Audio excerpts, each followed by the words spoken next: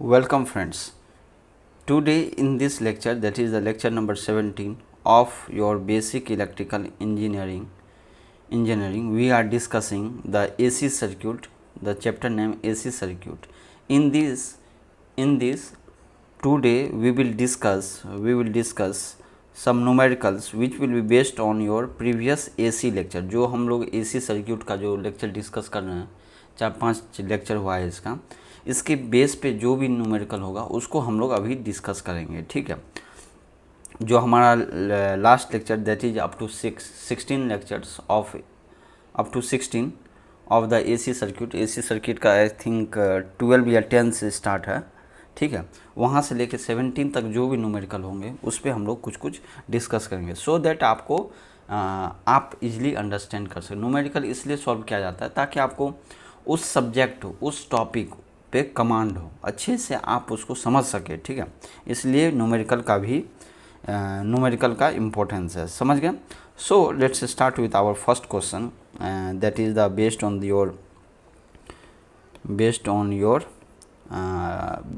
Your the theorems, network theorems. हमने क्या बताया है कि जो भी हमारा नेटवर्क थ्योरम्स है जो हमारा डीसी सर्किट में एप्लीकेबल है, जैसे for example Ohm's law, KCL, KVL, Norton, Thevenin, superposition, ये सब जो डीसी सर्किट के लिए एप्लीकेबल है वो एसी सर्किट के लिए भी एप्लीकेबल है। तो अभी न्यूमेरिकल अभी हम लोग डिस्कस करेंगे that is the question number 1। ये हम लोग देखेंगे कि जो हमारा मैक्सिमम पावर थ्योरम है जो डीसी में जो एप्लीकेबल है उसको एसी सर्किट में हम लोग कैसे अप्लाई कर सकते हैं। सो द क्वेश्चन इस तरह से, फाइंड, नंबर ए है 1 का A, find the value of R L load resistance and load reactance for maximum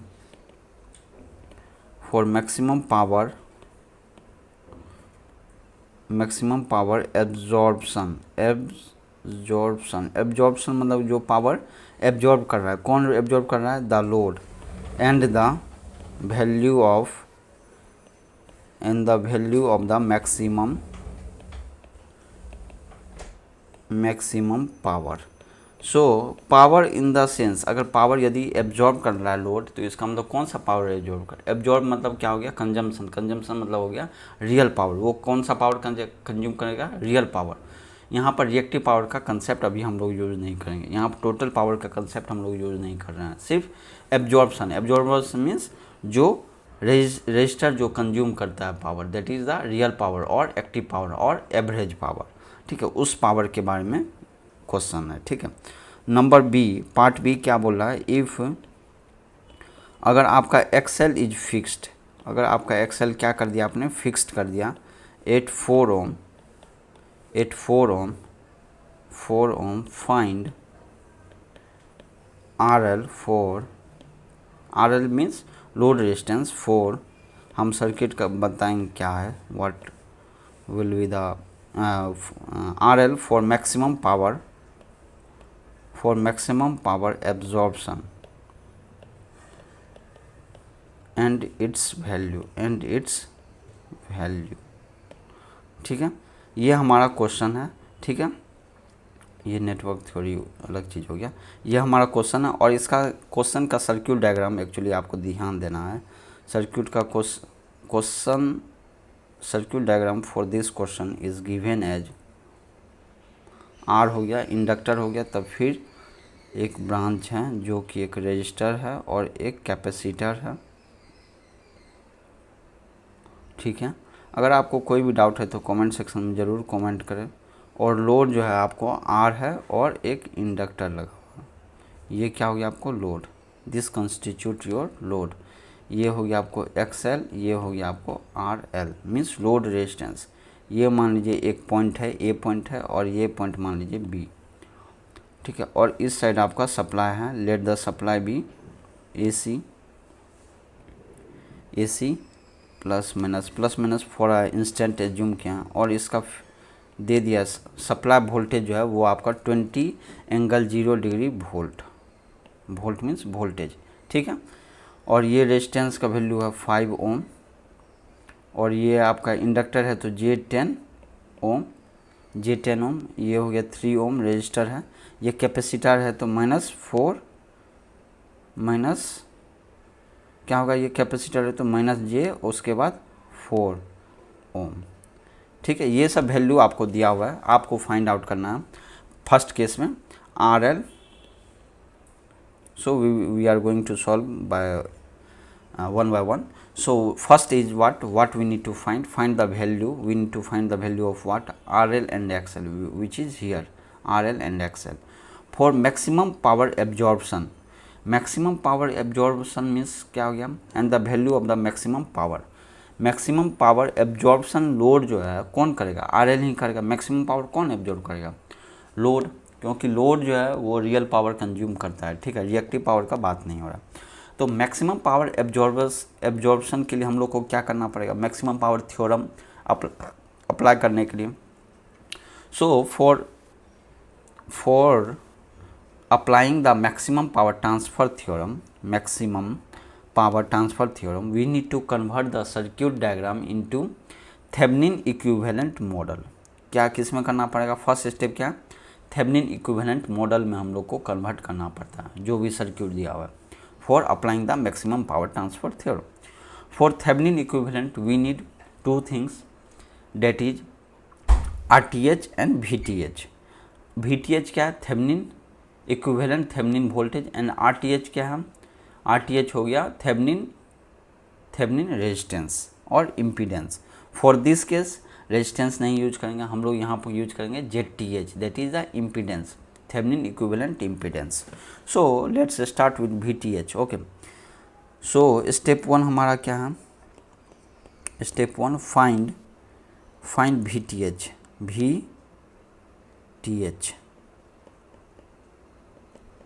VTH हमारा क्या होगा, थेवेनिन ओपन सर्किट वोल्टेज को हम लोग क्या बोलते हैं, VTH क्या होगा, थेवेनिन वोल्टेज बोलो या फिर open circuit voltage. Open circuit voltage का मतलब हो गया जब आप लोड को क्या कर सकते हो, AB टर्मिनल को ओपन, RL को क्या कर सकते हैं, RL XL को वो उसको हटा दीजिए, उसके बाद जो सर्किट बनेगा उस सर्किट को हम लोग को एनालिसिस करना पड़ता है। मीन्स उस वोल्टेज का AB के अक्रॉस जो वोल्टेज होगा वो हम लोग को निकालना है।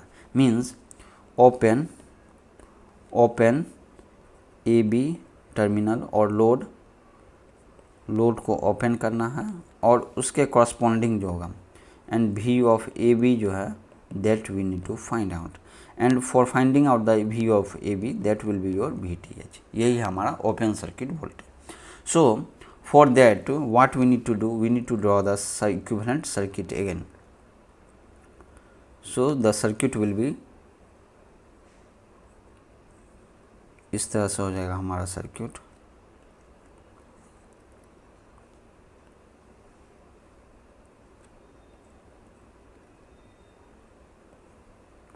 अगर आपको कोई भी डाउट है तो कमेंट सेक्शन में ज़रूर कमेंट करें। This is your A, this is your B and this is your plus minus, let it be, it is a VTH और V of AB open circuit, bye open circuiting the load terminal.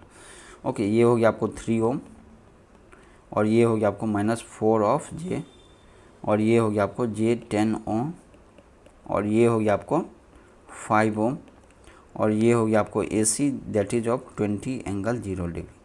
तो सो इस circuit को हमको analysis करना है, कैसे करेंगे बताइए। हम लोग को VTH निकालना है, मीन्स ये और ये इसके अक्रॉस वोल्टेज निकालना है। तो हम लोग क्या कर देंगे, इसमें सिंपल है, VTH निकालोगे तो क्या होगा, पैरेलली हो जाएगा।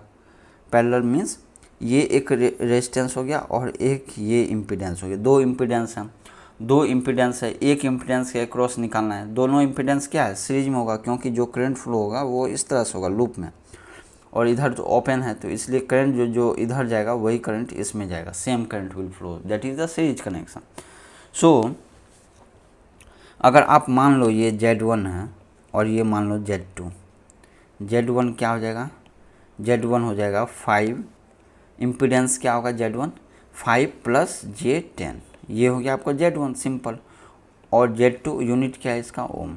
Z2 क्या होगा, ये है 3, उसके बाद -4J, ये हो गया आपको Z2, Z1 Z2 हो गया। अब हमको निकालना है VTH, तो VTH क्या करेंगे हम लोग, वोल्टेज डिवीजन फॉर्मूला यूज करेंगे। जो हमारा सप्लाई वोल्टेज है that is 20 angle 0 degree, okay, और किसके अक्रॉस निकालना है, Z2 के, तो Z2 divided by total impedance that is Z1 plus Z2। इसको आप सॉल्व कीजिए। Z2 क्या हो गया, 3 - 4j by Z1 plus Z2 8 plus 6j।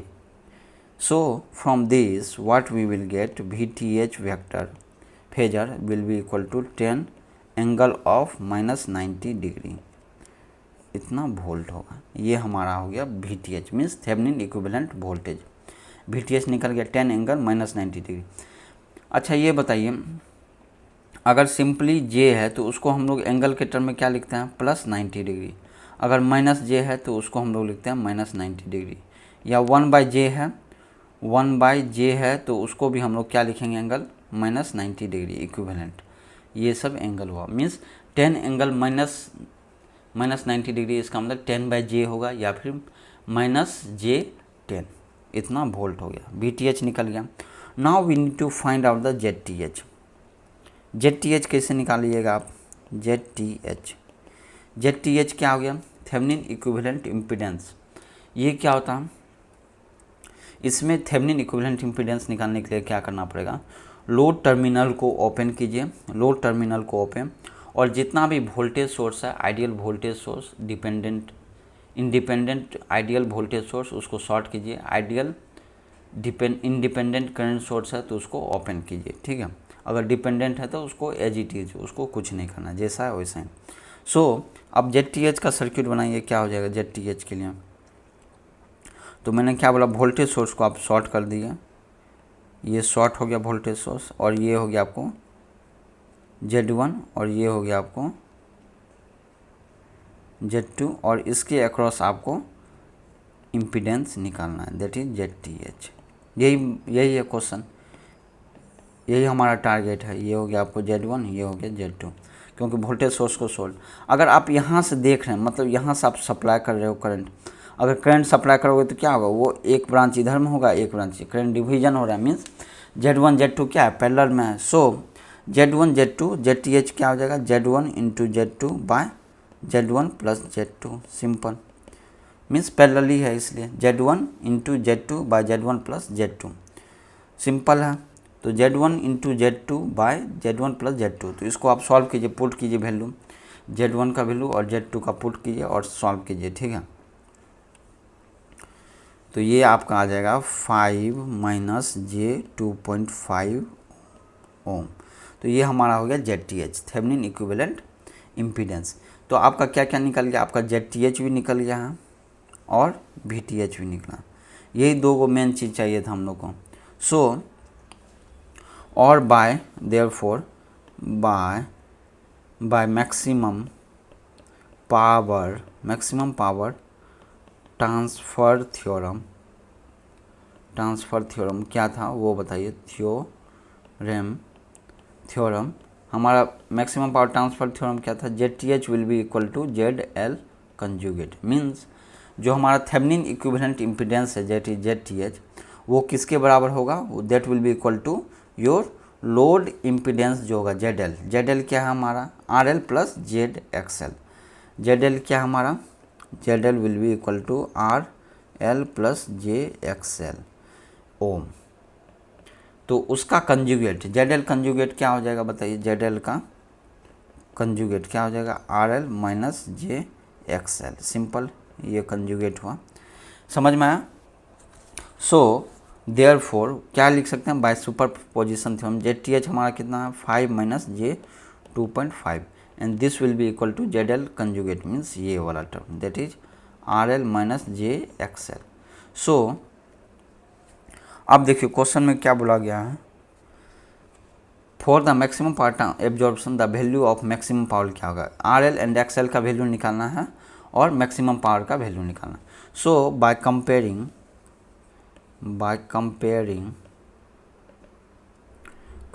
Equation 1, comparing क्या निकल जाएगा हमारा, RL will be equal to 5 and XL will be equal to 2.5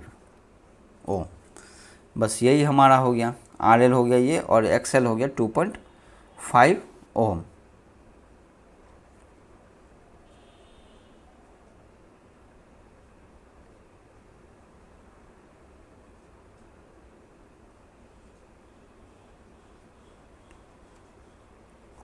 कोई डाउट इसमें? अगर आपको कोई भी डाउट है तो कमेंट सेक्शन में ज़रूर कमेंट करें। ठीक है, ये समझ गए, ये हो गया आपको आर एल एंड एक्सएल का कंसेप्ट। आर एल एक्सएल निकाल लिया, अब हमको मैक्सिमम पावर निकालना है। तो मैक्सिमम पावर थ्योरम से हम लोग, अगर आपको डाउट है मैक्सिमम पावर ट्रांसफर थ्योरम क्या है, तो आप प्रीवियस लेक्चर जो है डीसी नेटवर्क में मैक्सिमम थ्योरम्स, नेटवर्क थ्योरम्स, उसमें आप देख सकते हो। So value of maximum power क्या है? Maximum power transfer, maximum power transfer या कंजम्पशन क्या होगा? वो होता है आपको VTH का square by 4 times of RL। VTH का square by 4 times RL। So VTH कितना निकला हमारा? VTH का मॉड है, मॉड मीन्स क्या हो गया? मॉड ऑफ VTH कितना होगा? Mod of VTH। अगर इसका मॉड लेंगे तो क्या होगा? एंगल को क्या कर देते हैं? एंगल को 10 एंगल कुछ भी हो उसको मॉड लेंगे तो उसका मैग्नीट्यूड यही है 10। मॉड का मतलब क्या होगा? मैग्नीट्यूड। मैग्नीट्यूड इसका VTH का क्या है? 10 और एंगल -90 डिग्री, तो एंगल 10 क्या हो गया आपको? मैग्नीट्यूड। मैग्नीट्यूड वोल्टेज का कितना हो गया? 10। 10 का स्क्वायर हो गया और RL कितना है हमारा? 5। सो ये क्या हो गया? 100 divided by 20, that is the 5 watt. Unit क्या है पावर का? वाट्स। तो आंसर क्या हो गया? 5 वाट्स। तो ये हो गया ऑप्शन ए, पार्ट ए हो गया। पार्ट बी में अब हम लोग देखेंगे। Now we are going to see for the part B. Part B क्या होगा? ठीक है, पार्ट बी क्या होगा? अब देखिए यहाँ पर जो हम लोग मैक्सिमम पावर जो कैलकुलेट किए हैं वो कैसे कैलकुलेट किए हैं?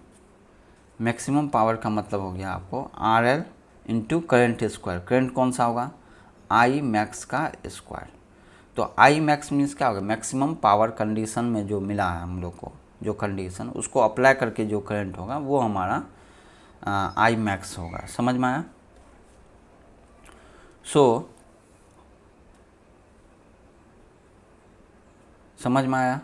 और I मैक्स का वैल्यू कितना होगा? I मैक्स का हो गया, I मैक्स का वैल्यू होगा वोल्टेज, जो हमारा थेवेनिन वोल्टेज है, divided by total impedance, that is ZTH plus ZL। ZTH plus ZL को अगर जोड़ेंगे, ZTH कहाँ है तुम्हारा? थेवेनिन। ये हो गया ZTH plus ZTH plus ZL। ZL हमारा क्या है? ये। इस दोनों को अगर जोड़ेंगे तो ये जो इमेजनरी पार्ट है ये कैंसिल हो जाएगा, बचेगा क्या? 5/5 मीन्स 2RL/2RL। इसका स्क्वायर इंटू RL कर दीजिए तो वो आंसर आ जाएगा आपको VTH स्क्वायर बाय 4L। समझ में आया? नंबर बी, पार्ट बी में देखेंगे। सेकेंड केस में हमारा क्या है? फिक्स है। XL का वैल्यू क्या है? Given, that is the 4 ohm, that is the fixed.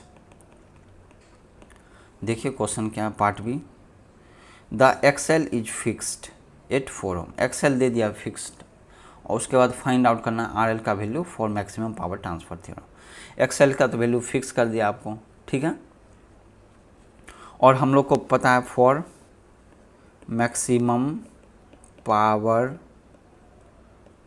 Transfer theorem, maximum power transfer theorem के लिए क्या हमारा? ZTH will be equal to ZL conjugate, complex conjugate, ठीक है। तो ZTH हमारा क्या है? RTH प्लस JXTH और लोड क्या है हमारा?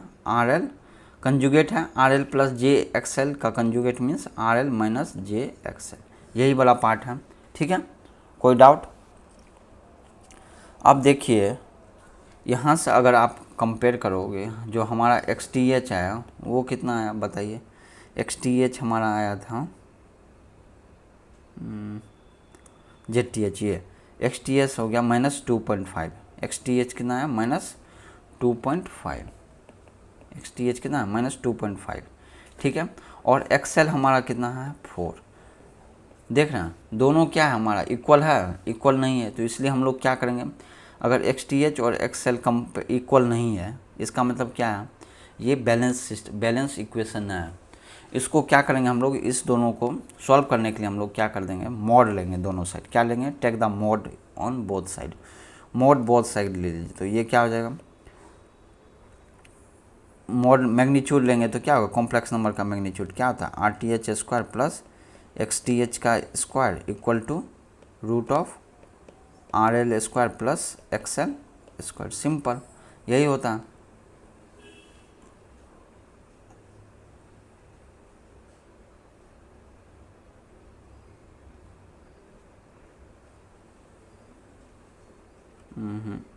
एक मिनट,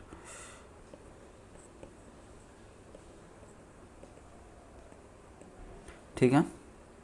अब देखिए हम लोग को टारगेट क्या है, we need to find out R T H नहीं आर एल निकालना हम लोग को। We need to find out R L will be what. तो for finding out the R L equal to क्या लिख सकते हैं हम लोग, आर टी एच प्लस ये जो है इस साइड भेजिए इसको, तो इस साइड आएगा तो क्या होगा, प्लस हो जाएगा। सो जे कॉमन हो जाएगा, x T H plus X L.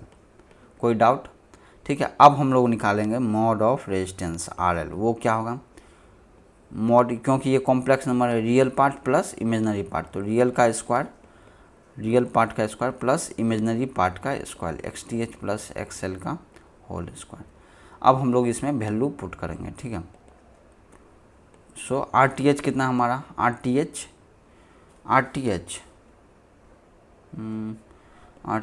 कितना है, R T H is equal to, यहाँ से देखिए ये रहा 5, आर टी एच कितना है 5, आर टी एच हो गया 5 ओम, तो 5 का स्क्वायर कितना हो 25 प्लस एक्स टी एच कितना है आपका माइनस 2.5, एक्स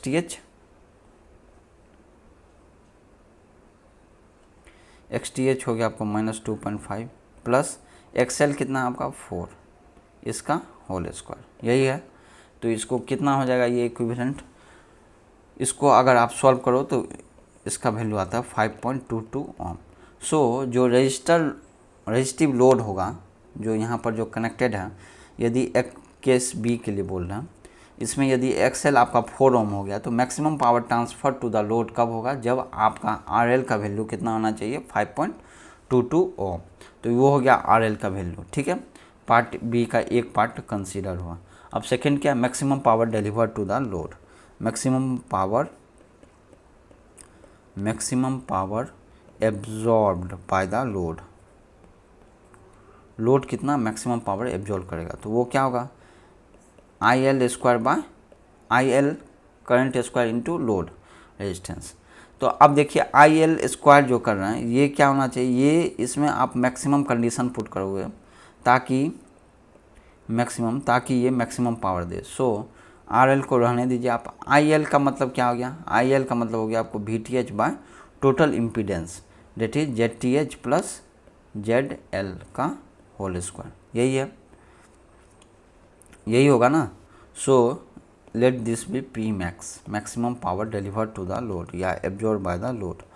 पी मैक्स कितना हो जाएगा तब, आप बताइए Z T H plus R L कितना होगा, ये बताइए आप, Z T H plus Z L कितना होगा, Z T H plus Z L, Z T H कितना है आपको 5 minus 2.5 J, 5 minus 2.5 J, Z T H plus Z L कितना होगा लोड रेजिस्टेंस, जेड एल में एक्स एल दिया 4 और आर एल दिया 5.22, तो 5.22 प्लस 4 जे, ये हो गया Z T H plus Z L. Simple. So यहाँ से हम लोग क्या निकालेंगे, करंट पहले निकालेंगे, क्या निकालेंगे हम पहले करंट, और उसके बाद आर एल से मल्टीप्लाई कर देंगे। So what is your R L, R L is 5.22 okay into V T H का whole square by Z T H plus Z L, Z T H plus Z L है ये value है, ठीक है। इसका mod लेना है, ठीक है। वी टी एच कितना आपका, वी टी एच कितना है 10 का स्क्वायर हो गया 100 divided bye Z T H plus Z L का होल स्क्वायर, मॉड वैल्यू में याद रखना है ये क्या है मॉड। तो 5 प्लस 5 10.22 और ये कितना होगा 4 माइनस 2.5 जे कितना होगा 1.5 प्लस 1.5 जे, ठीक है, का का स्क्वायर। तो ये कितना हो जाएगा कैलकुलेट कीजिए और इसको यहाँ पर पुट कर देना है, ठीक है। यहाँ पर क्या कर देना है, पुट। सो VTH मॉड का स्क्वायर डिवाइडेड बाय सिंपल है ये सब। अगर आपको तब पर भी डाउट है तो आप कमेंट सेक्शन में ज़रूर कमेंट करें। ZTH एंड ZL का मॉड का होल स्क्वायर, इसको आप सॉल्व करोगे तो इसका वैल्यू आएगा आपको 4.89 वाट। तो ये हो गया आपको आंसर, ठीक है। अप्रॉक्स आता है 4.89 वाट। सो P मैक्स हो गया 4.89 और लोड का रेजिस्टेंस आपको आ गया 5.22 ohm. So this is the question related to maximum power transfer theorem and how to apply the maximum power transfer theorem in AC circuit analysis, ठीक है। इन AC सर्किट में आप कैसे अप्लाई करोगे वो था उस क्वेश्चन। ना क्वेश्चन नंबर 2 में अगर देखो आप, ठीक है। क्वेश्चन नंबर 2 क्या है देखते हैं। Average power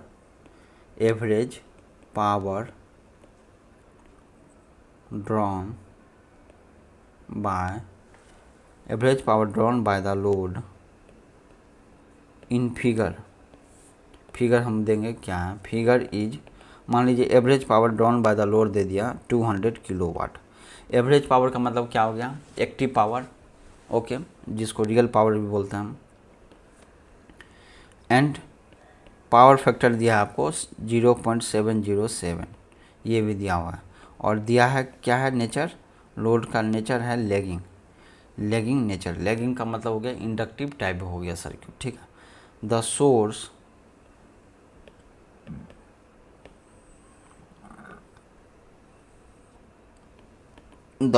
voltage is V of t,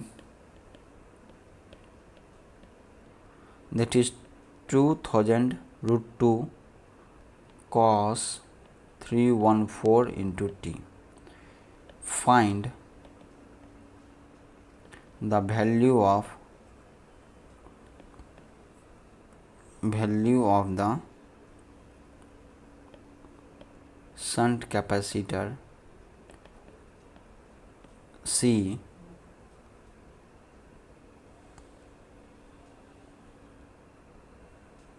find the value of the shunt capacitor so as to raise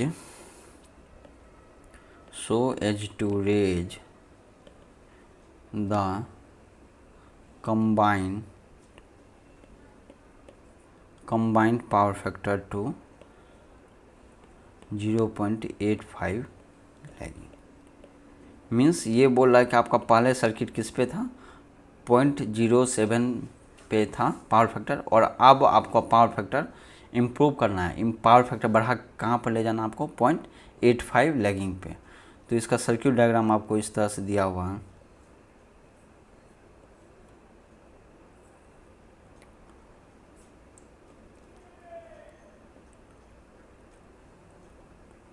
ये आपका हो गया लोड एंड पावर फैक्टर हो गया, मान लीजिए P1 एंड Q1, मान लीजिए इसका डिमांड है, ठीक है। ये मान लीजिए कैपेसिटर एक कनेक्टेड है और ये आपका हो गया सप्लाई यहाँ से कनेक्टेड है, ठीक है। इतना तक समझ में आया। और इसका मान लीजिए पावर फैक्टर 1 है, PF1, और कंबाइन का जो बोल रहा है, जो सेकेंड केस में जो बोल रहा है वो बोल रहा है इसका पावर फैक्टर कितना हो गया, PF2। अगर मान लीजिए इस तरह का सर्किट है, हमको क्या निकालना है, कैपेसिटर का वैल्यू निकालना है, C value we need to find out, ठीक है। Average load drawn in the case, अब इसको सॉल्व करते हैं हम लोग, ठीक है। पावर फैक्टर पहले PF1 था, अब हम लोग का PF2 हो गया। तो इसके लिए जो कैपेसिटर जो हम लोग कनेक्ट किए हैं C, उसका वैल्यू क्या होना चाहिए, ठीक है। तो मान लीजिए पहले कैपेसिटर नहीं था, कैपेसिटर जब नहीं था तो ये जो सोर्स है वो सप्लाई कर रहा होगा पावर। सोर्स क्या सप्लाई कर रहा था, S1, complex power S1 supply कर रहा था। लेकिन जैसे ही कैपेसिटर आप लगा दिए, अब क्या ये सप्लाई करने लगा, वो S2 सप्लाई करने लगा। क्या हो गया, चेंज हो गया। मीन्स जनरेटर जो सप्लाई पहले S1 कर रहा था, अब क्या करेगा, अब S2 सप्लाई करने लगा। क्यों, क्योंकि हम लोग ने पढ़ा है कैपेसिटर क्या करता है, कैपेसिटर जो है लैगिंग रिएक्टिव पावर सप्लाई करता है। सो मान लीजिए कैपेसिटर जो है लैगिंग रिएक्टिव पावर जो है that is Q of C ये सप्लाई कर रहा है, ठीक है। Q ऑफ C क्या कर रहा है, सप्लाई कर रहा है, ठीक है। Q ऑफ C कर रहा है, लेकिन लोड को क्या चाहिए आपको, लोड को चाहिए Q1, लोड को चाहिए Q1, ठीक है। Q1 जो है पहले सप्लाई कौन कर रहा था, ये जो S1 है, S1 का मतलब क्या हो गया P1 प्लस JQ1। पहले सोर्स जो है सप्लाई क्या कर रहा था, P1 प्लस JQ1, क्योंकि पहले कैपेसिटर नहीं था।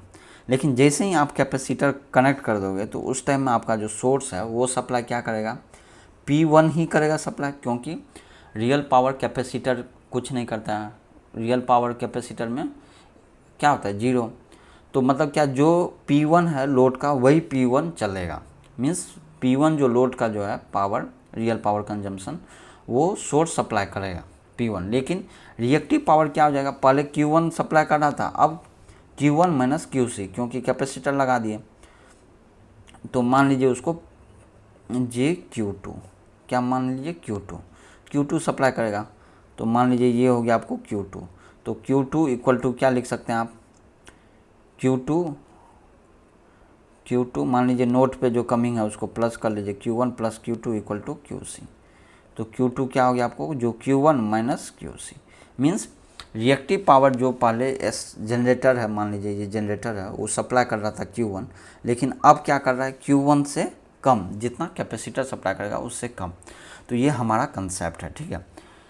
और हमारा PF2 भी दिया हुआ है। PF2 कितना है आपको, 0.85 lagging, lagging means reactive load. PF2 कितना हो गया, 0.85 हो गया। PF1 कितना हो गया, 0.707 हो गया। P1 कितना है, P1 हो गया ये 200 किलोवाट, ये हो गया आपको P1। समझ में आया, ये तो सप्लाई है, सप्लाई को आप रहने दीजिए, कोई वो नहीं करना है।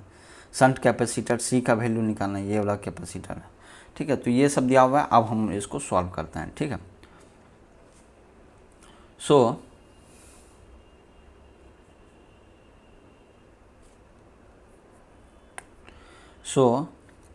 सॉल्यूशन क्या है, PF1 हमारा कितना है, 0.707। तो यहाँ से हम लोग का φ1 आ जाएगा। φ1 क्या हो जाएगा, PF1 का मतलब क्या होगा, cos φ1। तो φ1 क्या होगा, cos inverse of 0.7, that is 45 degree. और ये क्या नेचर, क्या है, लैगिंग का, लैग नेचर है, ठीक है। ये P1 हो गया। P1 कितना है, 200 किलोवाट हो गया।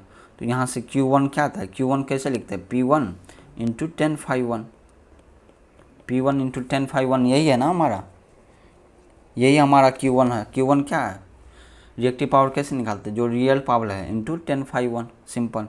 तो 10 φ1 पुट करें, 1045 डिग्री क्या 1, तो P1 इक्वल टू Q1 हो गया, दैट इज 200 के भार, किलो वोल्ट एम्पियर रिएक्टिव। ये हो गया रिएक्टिव पावर का वैल्यू। Q1 का वैल्यू पता चल गया, ठीक है। S1 क्या हो जाएगा बताइए, P1 प्लस JQ1, सिंपल है उसके लिए। अब ये क्या है, Q1 क्या है आपका पॉजिटिव, पॉजिटिव का मतलब क्या हो गया, लोड जो है आपका ले रहा है, क्या ले रहा है, लैगिंग भार, लैगिंग रिएक्टिव भार is taking by the load, इसका मतलब यही हुआ। अब देखते हैं, अब PF2 के लिए देखते हैं। PF2 कितना आपका 0.85 हो गया। PF2 का मतलब हो गया, φ2 कितना होगा, cos φ2 इक्वल टू PF2। तो φ2 हो गया आपको 32 डिग्री लैग। अगर φ2 निकल गया तो 10 φ2 कितना होगा, ये बताइए, 10 φ2 हो जाएगा 0.62, ठीक है।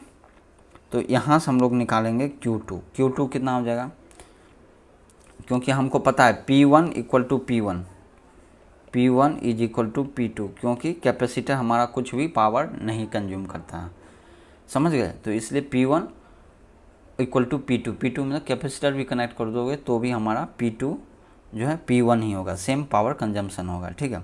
तो Q2 क्या होगा, P2 into 10 φ2, P1 P2 same है, तो 200 इंटू 0.62, तो ये कितना आ जाएगा, अप्रॉक्स 124 के बाहर हो गया। Q2 भी निकल गया आपको, P1 भी निकल गया, Q1 भी निकल गया, P2 भी निकल गया, समझ में आया। अब Q2 जो है दिस पावर, ये जो Q2 है ये कौन सप्लाई कर रहा है, ये तो सोर्स सप्लाई कर रहा है। So this much reactive power delivered by source कर रहा है सप्लाई टू द लोड, ठीक है, which is equal to Q2 which is equal to Q1 minus QC। समझ में आया? So from this what we can write, QC क्या हो जाएगा, capacitive power, QC equal to Q1 minus Q2, simple. Q1 कितना है 200 माइनस Q2 कितना है 124, दैट इज 76 किलो भार। किलो का मतलब हो गया 10⁻³ भार, मीन्स ये क्या हो गया 76 इंटू 10⁻³ भार हो गया। ठीक है, अब इसका मतलब क्या हो गया, ये जो QC है इज QC और या आप बोल सकते हैं 76 kVAr इज सप्लाइड बाय, कौन सप्लाई कर रहा है बताइए, supplied by shunt capacitor. Shunt means parallel,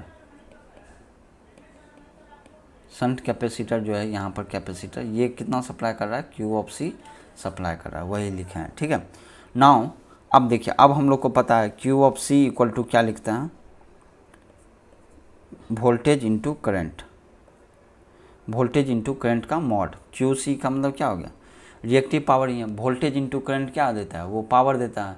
अब देखिए वोल्टेज इंटू करंट तो पावर देता है, लेकिन यहाँ पर रियल पावर नहीं है, इसलिए वोल्टेज इंटू करंट जो होगा सिर्फ यहाँ पर रिएक्टिव पावर ही होगा। ठीक है, क्योंकि इसमें कैपेसिटर में रिएक्टिव पावर क्या है, 0। समझ में आया? और V इंटू आई या फिर वोल्टेज का स्क्वायर डिवाइडेड बाय X(C) लिख सकते हैं, सिंपल। वोल्टेज का स्क्वायर मीन्स यहाँ पर मॉड का वैल्यू है, क्योंकि हमारा रिएक्टिव पावर जो है मैग्नीट्यूड लेना है। ठीक है, V² लेंगे, सिंपल। क्यों?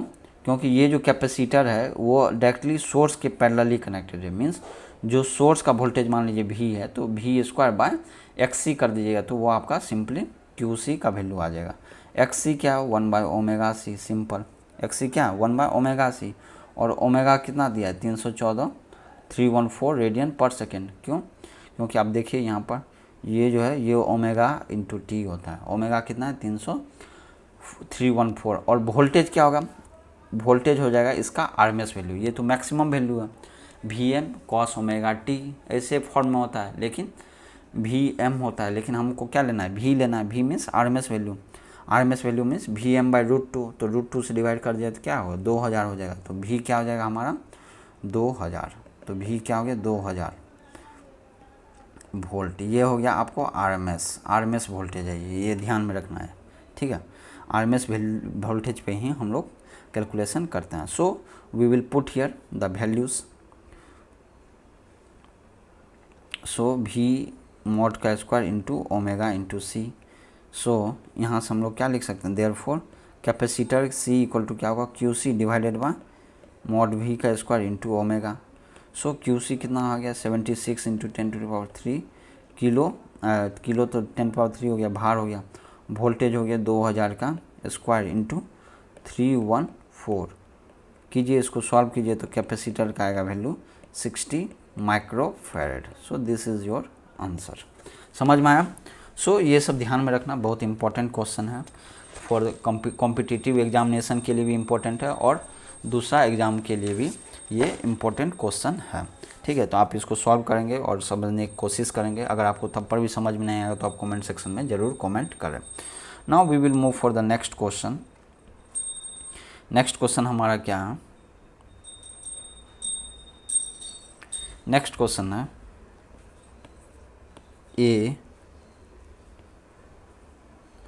करंट सोर्स, एक करंट सोर्स है आपका, एक करंट सोर्स 20√2 cos ऑफ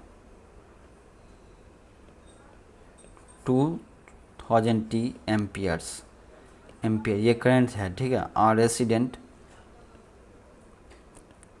और resistance 250 ohm and 0.25 henry inductor are connected in parallel। एक रेजिस्टेंस और एक इंडक्टर क्या है, पैरेलली कनेक्टेड है, एंड हैव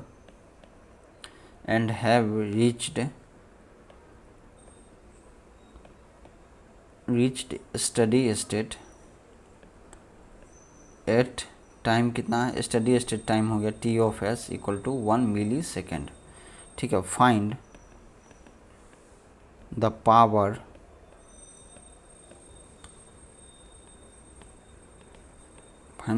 being absorbed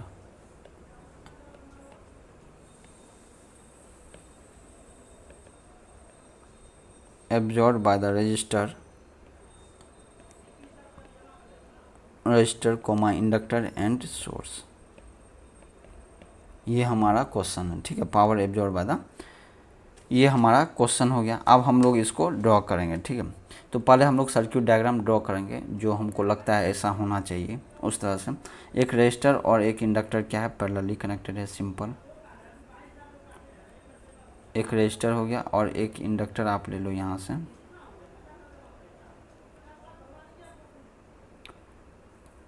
एक रेजिस्टर हो गया, एक इंडक्टर हो गया, और एक किसके पैरेलली कनेक्टेड है, ये सब parallelly connected to the source. Source क्या है, current, AC current source. Current source को कैसे लिखते हैं, करंट हो गया, और क्योंकि ये एसी है इसलिए इस तरह से करते हैं। तो ये कितना है, सोर्स आई ऑफ एस मान लीजिए 20 एंगल 0 डिग्री, यूनिट हो गया एम्पियर ए। ठीक है, ये हो गया रेजिस्टर, ये हो गया कैपेसिटर बोलते हैं इंडक्टर। ये क्या हो गया, इंडक्टर। इसका मान लीजिए इंडक्टर जे एक्सएल हो गया और इसका रेजिस्टर आर हो गया। इसमें करंट मान लीजिए आप जा रहा है आई एल फेजर, और इसमें जो करंट जा रहा है आई आर फेजर। समझ में आया, इस तरह का कनेक्शन है। और ये आई एस तो जा ही रहा है, आई एस अगर जा रहा है तो यहाँ पर ये आई एस ही है, I S will be equal to I R plus I L. Simple हो गया। अब देखिए इसका स्टेप बाय स्टेप हम लोग देखते हैं।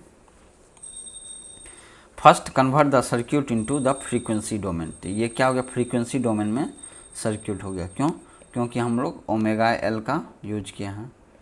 एक्सएल मीन्स ओमेगा एल, जे एक्सएल मीन्स क्या होता है, ओमेगा। तो फ्रीक्वेंसी डोमेन में जो हमारा टाइम डोमेन में जो भी दिया है दैट इज 20√2 cos ऑफ, तो इसको फेजर में हम लोग कन्वर्ट करेंगे। तो इसको कैसे करेंगे, 20 एंगल 0 डिग्री एम्पियर। ठीक है, कैसे होता है वो हम बता चुके हैं। ये याद रखिएगा, ये 20 जो है इसका मतलब है आरएमएस वैल्यू हम लोग ले रहे हैं। तो जो भी मैक्सिमम है उसको डिवाइड बाय √2 कर देते हैं, क्योंकि ये कॉस फंक्शन है इसलिए। ठीक है, एंगल 0 डिग्री हो गया। ठीक है, रेजिस्टेंस जो 250 ओम है, 250 ओम है, उसको फ्रीक्वेंसी डोमेन में या फेजर फॉर्म फ्रीक्वेंसी डोमेन में कन्वर्ट करेंगे तो वो सेम ही होता है, रेजिस्टर में कोई चेंज नहीं होता। इंडक्टेंस जो होता है 0.25 हेनरी जो है उसको कैपेसिटी फ्रीक्वेंसी डोमेन में कन्वर्ट करते हैं एक्सएल के टर्म में, तो वो क्या होता है, ओमेगा इंटू एल। ओमेगा कितना है, ओमेगा ये वाला है, तो ओमेगा हो गया आपको ओमेगा टी, तो ओमेगा हो गया 2000 रेडियन पर सेकेंड हो गया, सिंपल। ओमेगा इंटू एल हो गया 0.25, तो ये कितना हो जाएगा 500 ओम। सो एक्सएल का पता चल गया वैल्यू, आर का वैल्यू ये हो गया, एक्सएल का ये वैल्यू हो गया। ठीक है, तो उसके बाद हम लोग सर्किट ड्रॉ किए, ये वाला सर्किट ड्रॉ किया हम। ठीक है, अब यहाँ पर हम लोग करंट डिवीजन फार्मूला यूज करेंगे और आई आर का वैल्यू फाइंड आउट करेंगे। तो करंट डिवीजन फार्मूला क्या होता है, आई आर का निकालना है। तो जो टोटल करंट है that is I S phasor into opposite branch that is J XL divided by R plus J XL. So I R का अगर फाइंड आउट कर रहे हैं,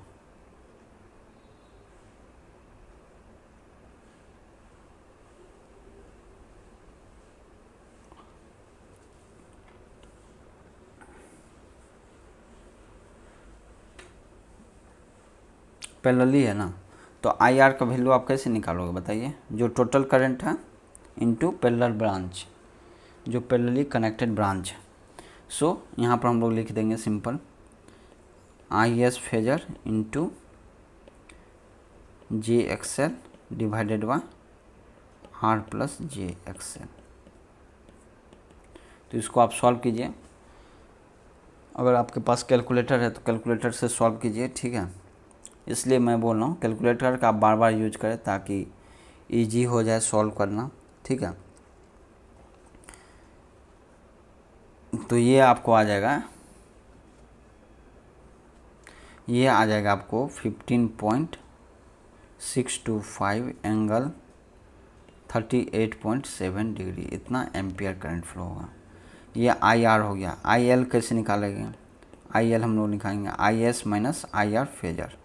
सो this will be your, calculate कीजिए, कैलकुलेटर से ये सब होगा सॉल्व, ठीक है, कैलकुलेटर से फास्ट होगा, यदि वैसे सॉल्व कीजिएगा तो बहुत ही कॉम्प्लेक्स हो जाएगा। ये आई एल हो जाएगा सिंपल, और वी एल क्या हो जाएगा, वी एल हो जाएगा j X L into I L. V L means क्या होगा, वोल्टेज पैरेलली है, तो आप क्या कर सकते हैं, आर इंटू आई आर और j X L into I L, वो क्या होगा, वोल्टेज हो जाएगा, वोल्टेज अक्रॉस सोर्स। और वी एल क्या होगा, j X L into I L. So this will be how much, 31.28 angle of 38.7 degree approx. और ये यूनिट क्या होगा, क्योंकि ये वोल्टेज है तो यूनिट वोल्ट में ही होगा। So unit is volt. समझ आएगा। अब इसको हम लोग कन्वर्ट करेंगे टाइम डोमेन में। टाइम डोमेन में कैसे करेंगे बताइए, वेरी इंटरेस्टिंग है। ये तो आई आर जो निकला ये क्या हो गया, मैग्नीट्यूड, ये आर एम एस वैल्यू है और ये एंगल है, तो इसको हम लोग कैसे लिखेंगे, I R, I of R, इसका मतलब क्या हो गया, इंस्टेंटेनियस वैल्यू। क्या करेंगे, 15.625, ये तो आर एम एस हो गया, लेकिन पिक में लिखना पड़ता है तो √2 से मल्टीप्लाई करेंगे। और नेचर कैसा है, कॉस का ही है, ये देख रहे हैं कॉस का नेचर है तो कॉस का ही होगा, cos of omega T. Omega कितना है, 2000 टी प्लस ये जो एंगल है दैट इज प्लस 38.7 डिग्री। ये हमारा हो गया first case. I of R, I of L क्या होगा, ये मैग्नीट्यूड हो गया 12.51, एंगल अथी √2 टाइम्स मल्टीप्लाई होगा, और क्या होगा, कॉस ऑफ ओमेगा क्या होगा 2000 टी, और एंगल कितना है माइनस, तो माइनस 51.3 डिग्री। और उसी तरह ये वी ऑफ एल क्या होगा, instantaneous value means V of L function of time T, तो इसका कितना होगा, ये भी सेम होगा दैट इज 31.28 मल्टीप्लाइड बाय √2 होगा, और cos of omega T, omega कितना है 2000 टी, और एंगल कितना है प्लस 38.7 डिग्री। सो ये सब हो गया इंस्टेंटेनियस वैल्यू। इंस्टेंटेनियस वैल्यू है। अब हम लोग को क्या निकालना है, हम लोग को निकालना है value are connected in parallel have reach steady state. Steady state कितना सेकंड पहुंचता है, T S equal to 1 millisecond पे ये स्टडी स्टेट पहुंच जाता है, ठीक है। मीन्स स्टडी स्टेट में क्या, फिक्स वैल्यू मीन्स उतना वैल्यू आपका फिक्स हो गया, करंट का वैल्यू जो ना उतना फिक्स हो गया, उससे ना ही चेंज हो रहा है, ठीक है। तो आपको क्या निकालना है, power being absorb by the register, register में कितना पावर एब्जॉर्ब हो रहा है वो हम लोग को निकालना है। पावर में एब्जॉर्ब रजिस्टर का मतलब हो गया आई आर का square into R, I R means current square into resistance. So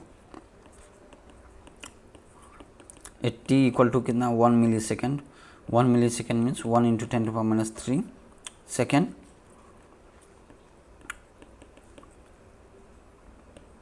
omega T का मतलब कितना हो गया 2000 इंटू टाइम, तो ये कितना हो गया 2 रेडियन। ओमेगा टी का मतलब कितना हो गया 2 रेडियन, दैट इज कितना डिग्री हो जाएगा, ये 114.6 डिग्री। समझ में आया।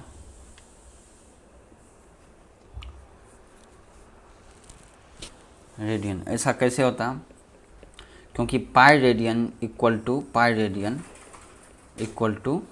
180 डिग्री होता है, और उसके अनुसार आप कन्वर्ट कर सकियो, ठीक है। 7 दूनी 120, ठीक है, ये वाला होता है, ठीक है। Pi radian equal to 180 degree, और सेकंड में कन्वर्ट कर सकते हैं, तो 1 radian equal to 180 degree by pi. So 2 radian का क्या होगा, 2 से मल्टीप्लाई हो जाएगा, सिंपल। सो ओमेगा टी हो गया, देयरफॉर आई आर का वैल्यू क्या होगा, करंट का वैल्यू क्या हो गया, इंस्टेंटेनियस करंट, वो वैल्यू हम लोग पुट करेंगे, किसका, ओमेगा टी का वैल्यू। ओमेगा टी का वैल्यू पुट कर दीजिए, और इससे जो आएगा वो आएगा 19.23 एम्पियर। उसी तरह आई एल का वैल्यू कितना आएगा 7.96 एम्पियर, और वी एल का वैल्यू कितना आएगा -3951 वोल्ट। और this is nothing but your source voltage. Source voltage भी क्या होगा, सेम ही होगा, क्योंकि पैरेलली कनेक्टेड है विथ इंडक्टर, समझ गए। और आई ऑफ एस क्या होगा, करंट सप्लाई करंट वो भी 11.77 एम्पियर, क्योंकि जितना भी आपका दिया हुआ वैल्यू आई आर में पुट कर देंगे, किसका वैल्यू पुट कर देंगे, ओमेगा टी का वैल्यू कितना है 114.6 डिग्री पुट कीजिए और उससे सॉल्व कीजिए तो वो कितना आ जाएगा आपको, आई आर का वैल्यू इज दिस मच। सो ये वाला ये कैलकुलेशन समझ में आ गया, ये सब हो गया आपको कैलकुलेशन, ठीक है। नाउ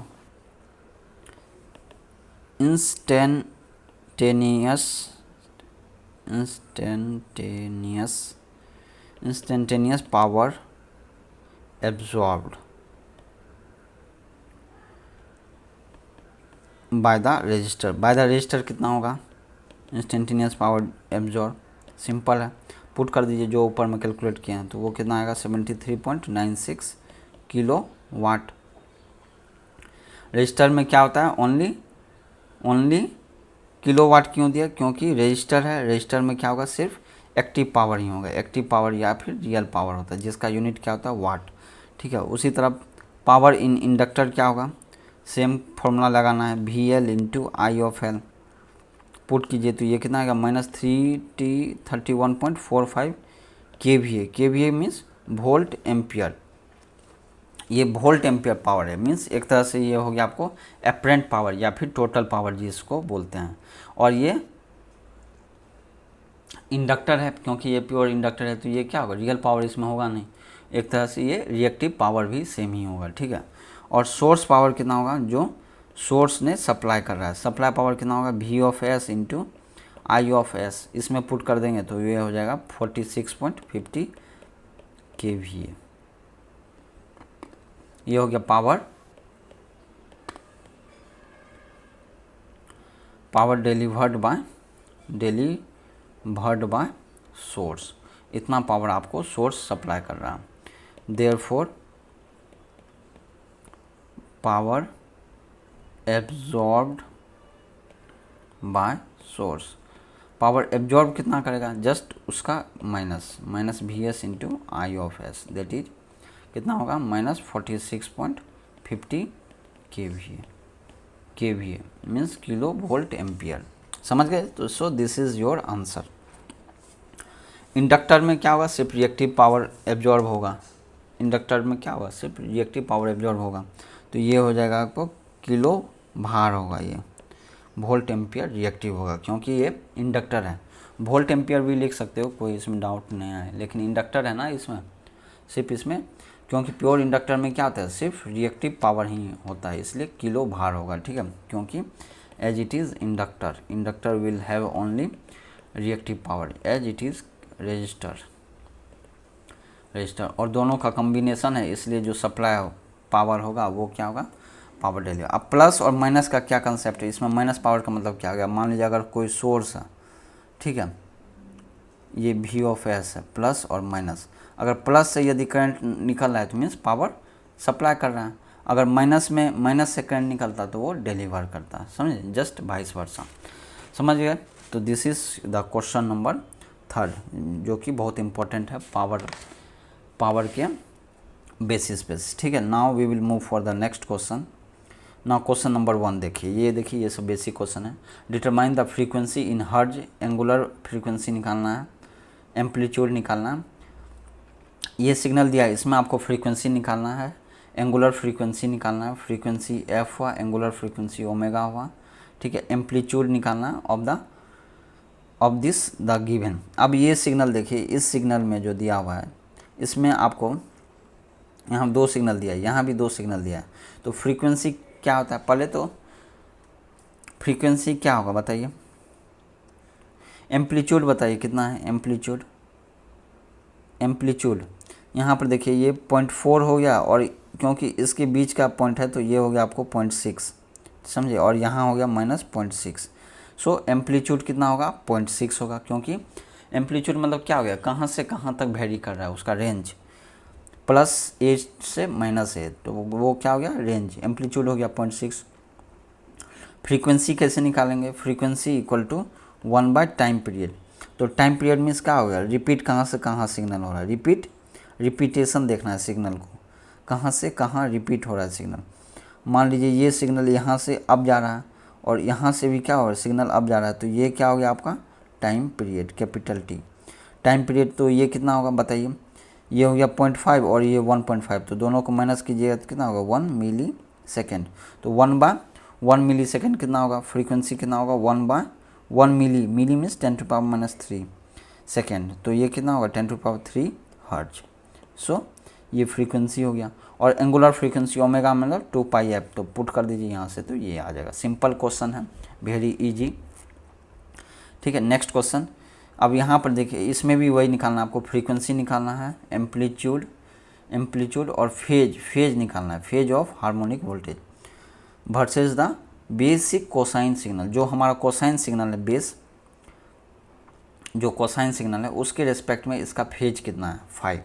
तो अब यहाँ पर देखिए ये 0 है, 0 पे जो है हमारा सिग्नल क्या होता है मैक्सिमम, जो हमारा ओरिजिनल कॉस सिग्नल होता है वो क्या होता है मैक्सिमम होता है यहाँ पर 0 पे।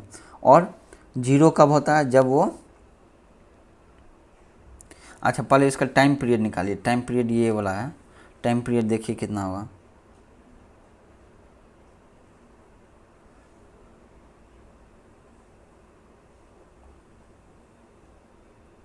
टाइम पीरियड इसका कितना हो जाएगा बताइए।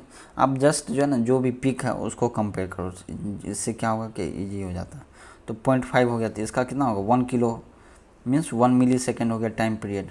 समझ में आया, 1 टाइम पीरियड हो गया, मतलब क्या, this is equivalent to cos या साइन का कितना होता है टाइम पीरियड 2π ही होता है ना, 2π टाइम पीरियड क्या होगा 2π इक्वल टू 1 मिली सेकेंड के इक्विवेलेंट है, ये क्या इक्विवेलेंट है, समझ गया। तो 1 मिली सेकेंड का हो गया, तो 0.5 मिली सेकेंड में मतलब क्या हो गया पाई, और पाई में क्या होगा माइनस होगा, π/2 का मतलब हो गया 1/4 मीन्स 0.25,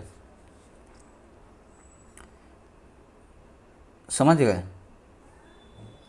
तो मीन्स पाई मतलब हो गया 0.5 का मतलब है ये जो 0.5 है इसका मतलब हो गया आपको क्या, 0.5 का मतलब क्या हो गया पाई हो गया। पाई में कितना होना चाहिए मैक्सिमम, यहाँ पर होना चाहिए पिक,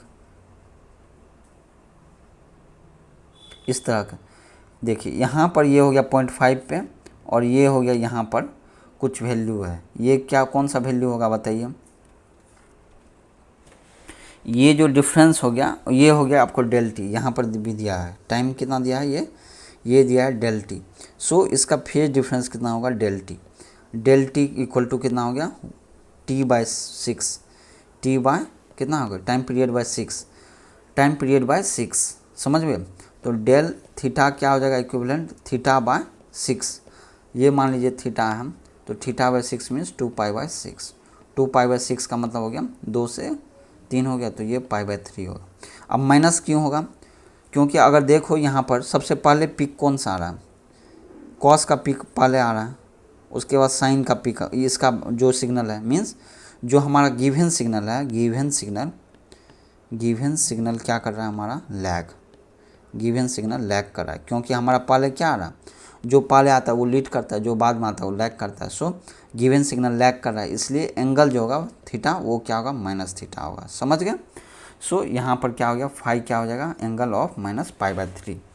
सो अगर हमारा मान लीजिए मेन सिग्नल कॉस थीटा है, तो हमारा जो न्यू सिग्नल आएगा वो आ जाएगा आपको कॉस थीटा -π/3, वो इस तरह से सिग्नल आएगा, समझ गया।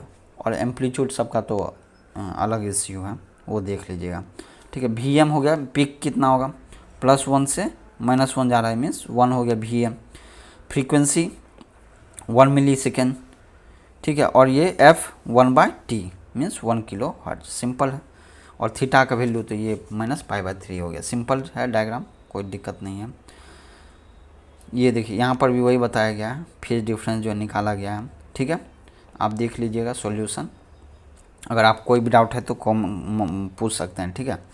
लैग लीड का कंसेप्ट है, कौन सा पिक पहले आ रहा है, जो हमारा कॉस है उसका पिक पहले आएगा, क्योंकि यहाँ शुरू होता है कॉस, और उसके बाद ये जो है, इसलिए क्या हो रहा है लैग हो रहा है, लैग मीन्स -π/3, सिंपल है। ये क्वेश्चन देखिए, इसमें निकालना है एम्पलीट्यूड निकालना है, फेज निकालना है फाई, और पीरियड निकालना है टाइम पीरियड, फ्रीक्वेंसी एफ, ये सब निकालना है। ये सिग्नल दिया हुआ, अगर ये सिग्नल दिया है तो इसका स्टैंडर्ड फॉर्म क्या है सिग्नल का, Vm cos omega T plus five, ये हमारा स्टैंडर्ड सिग्नल होता है, मैक्सिमम सिग्नल हो गया।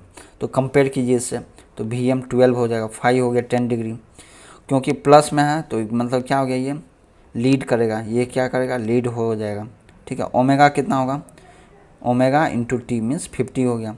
टाइम पीरियड क्या होगा, time period means 2 pi by omega, time period क्या होता है 2 पाई बाय ओमेगा, या फिर time period means 1 by F, और omega equal to 2 pi F. समझ गए, तो यहाँ से आप पुट कीजिए वैल्यू और फाइंड आउट कीजिए, ठीक है। Very easy question.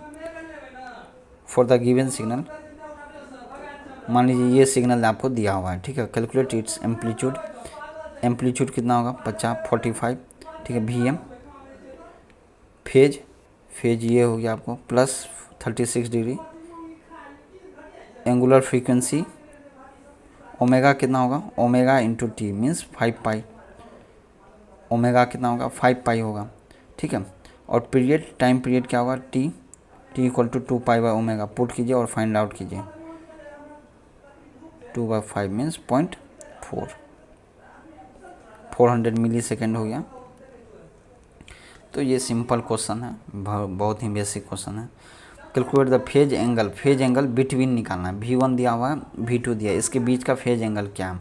And state which signal is, which sinusoid is leading, कौन सा लीडिंग कर रहा है, ठीक है। सिंपल है, ये सब हम बता चुके हैं। तो देखिए पहले क्या है, लीडिंग या लैगिंग करना है तो दोनों को एक ही में कन्वर्ट करना है, साइन या कॉस में कोई एक में कन्वर्ट कीजिए और उसके अनुसार सॉल्व कीजिए, ठीक है। और क्या बोल रहा है, फेज एंगल क्या होगा, तो दोनों को सेम कन्वर्ट करना है। तो V1 जो है हमारा, V1 ये कॉस में है, तो कॉस को हम लोग क्या किए हैं,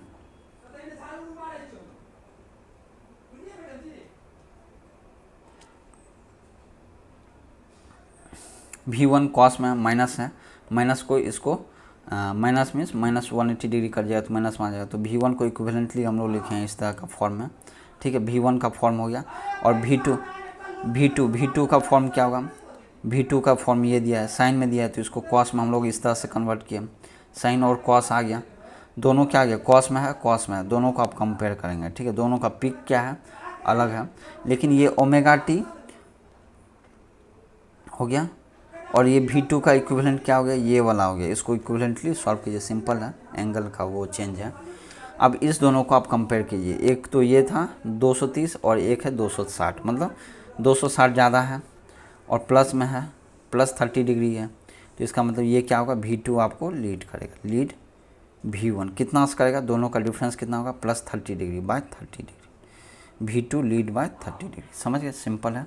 मेथड 2 अगर आपको अगर समझ में आना है तो समझ सकते हो, इस तरह से आप कर सकते हो। No transform this sinusoidal to phasor, phasor में आपको ट्रांसफॉर्म करना है, हम क्वेश्चन करवा चुके हैं ऑलरेडी, ठीक है। सिंपल है, ये 6 कॉस ओमेगा टी है, सिंपल है। तो एंगल कितना है, -40 डिग्री, तो -40 डिग्री। और मैग्नीट्यूड, मैग्नीट्यूड लिखते हैं हम, मैग्नीट्यूड जो होगा और उसका एंगल, एंगल कितना है जो है, जितना फेज डिफरेंस है। इसमें ये कर सकते हो, प्लस 50 डिग्री भी कर सकते हैं, दोनों हो सकता है, ठीक है। -4 एंगल 50 डिग्री भी कर सकते हो, या फिर 4 एंगल 140 डिग्री भी कर सकते हो, ठीक है। कोई भी लिख सकते हो, simple, magnitude and angle. Phasor में कन्वर्ट करना है फिर से, तो सिंपल है ये सब, एंगल मैग्नीट्यूड हो जाएगा वो, ठीक है। समझ गए, बहुत ही बेसिक है। दीज फेजर -25 है तो उसको कन्वर्ट करना है, तो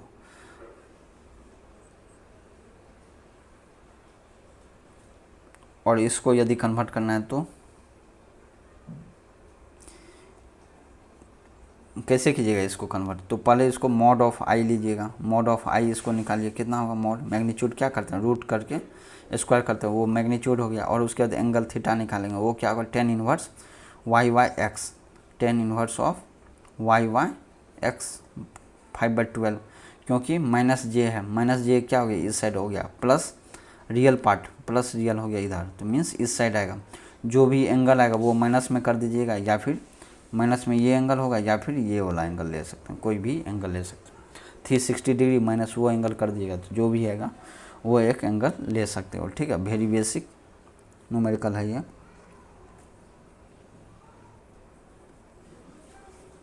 समझ में आया?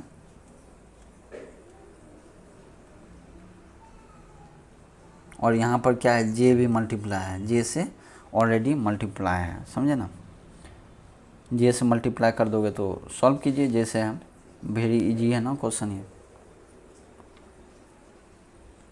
अब I1 I2 दिया है, फाइंड देयर सम, इस दोनों को सम करना है। तो पहले क्या करना पड़ेगा, दोनों को सेम में कन्वर्ट कीजिए या फिर फेजर फॉर्म में कन्वर्ट कीजिए। फेजर फॉर्म में कब करेंगे कन्वर्ट, दोनों को कॉस में कन्वर्ट करना है। साइन को हम लोग क्या किए, कॉस में कन्वर्ट किए, ये आ गया।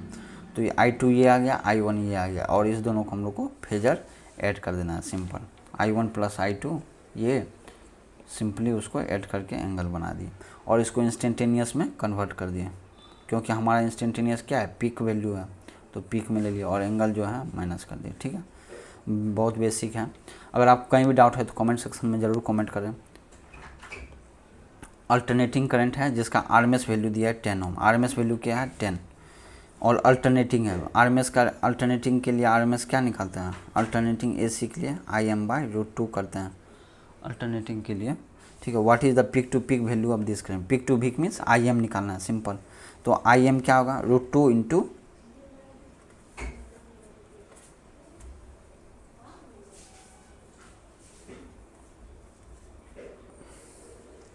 तो सिंपल है, यहाँ पुट कीजिए और वैल्यू फाइंड आउट कीजिए। तो IM निकालना है तो IRMS इंटू √2 का वैल्यू 1.41, √2 का वैल्यू कितना होता है 1.414 इंटू IRMS 10, सिंपल है, पुट कर दीजिए और find the.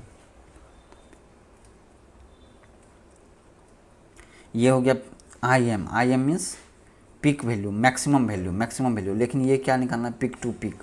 Peak to peak का मतलब क्या हो गया, अगर मान लीजिए इस तरह का साइनसोइडल सिग्नल है, पिक हो गया, एक पिक इधर एक पिक इधर, तो पिक टू पिक कितना हो जाएगा, ये वाला वैल्यू होगा। मान लीजिए ये प्लस ए है, ये माइनस ए, तो इसका पिक टू पिक कितना हो जाएगा, ए ऊपर ए नीचे, मीन्स टोटल 2A हो जाएगा। 2A मीन्स जो भी मैक्सिमम वैल्यू आया उसका डबल, समझिए, that is the peak to peak. एक करंट दिया हुआ है, ठीक है, इसका आरएमएस निकालना है, फ्रीक्वेंसी निकालना है। आरएमएस क्या होगा, VM/√2, क्योंकि ये साइनोसोइडल है, साइनोसोइडल का आरएमएस निकालने के लिए क्या करते हैं, VM/√2, इस पर डिवाइड करो √2, सिंपल है, तो 100 वोल्ट आ गया। अब क्या कर निकालना है, फ्रीक्वेंसी के लिए ओमेगा इक्वल टू कितना हो गया आपको 377, और इससे फ्रीक्वेंसी निकाल लीजिए, ईजी है। Find the instantaneous value when t equal to 3 second, time equal to 3 second, तो t इक्वल टू 3 यहाँ पुट कर दीजिए, उससे जो वैल्यू आएगा वो क्या आ जाएगा, जो आएगा वो आंसर हो जाएगा, सिंपल। ठीक है, नेक्स्ट ये वाला क्वेश्चन देखिए, यहाँ पर दिया है करंट का वेव फॉर्म दिया है,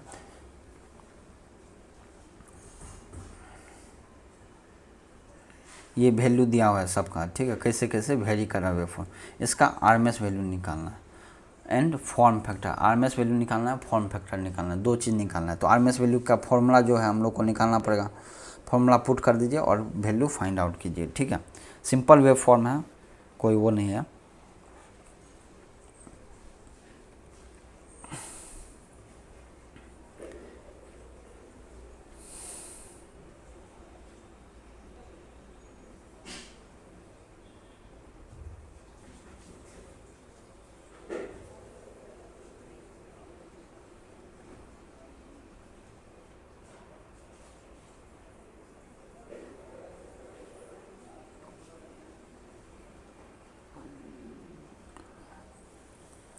क्या किए, पहले तो आप एवरेज वैल्यू निकाल लिया।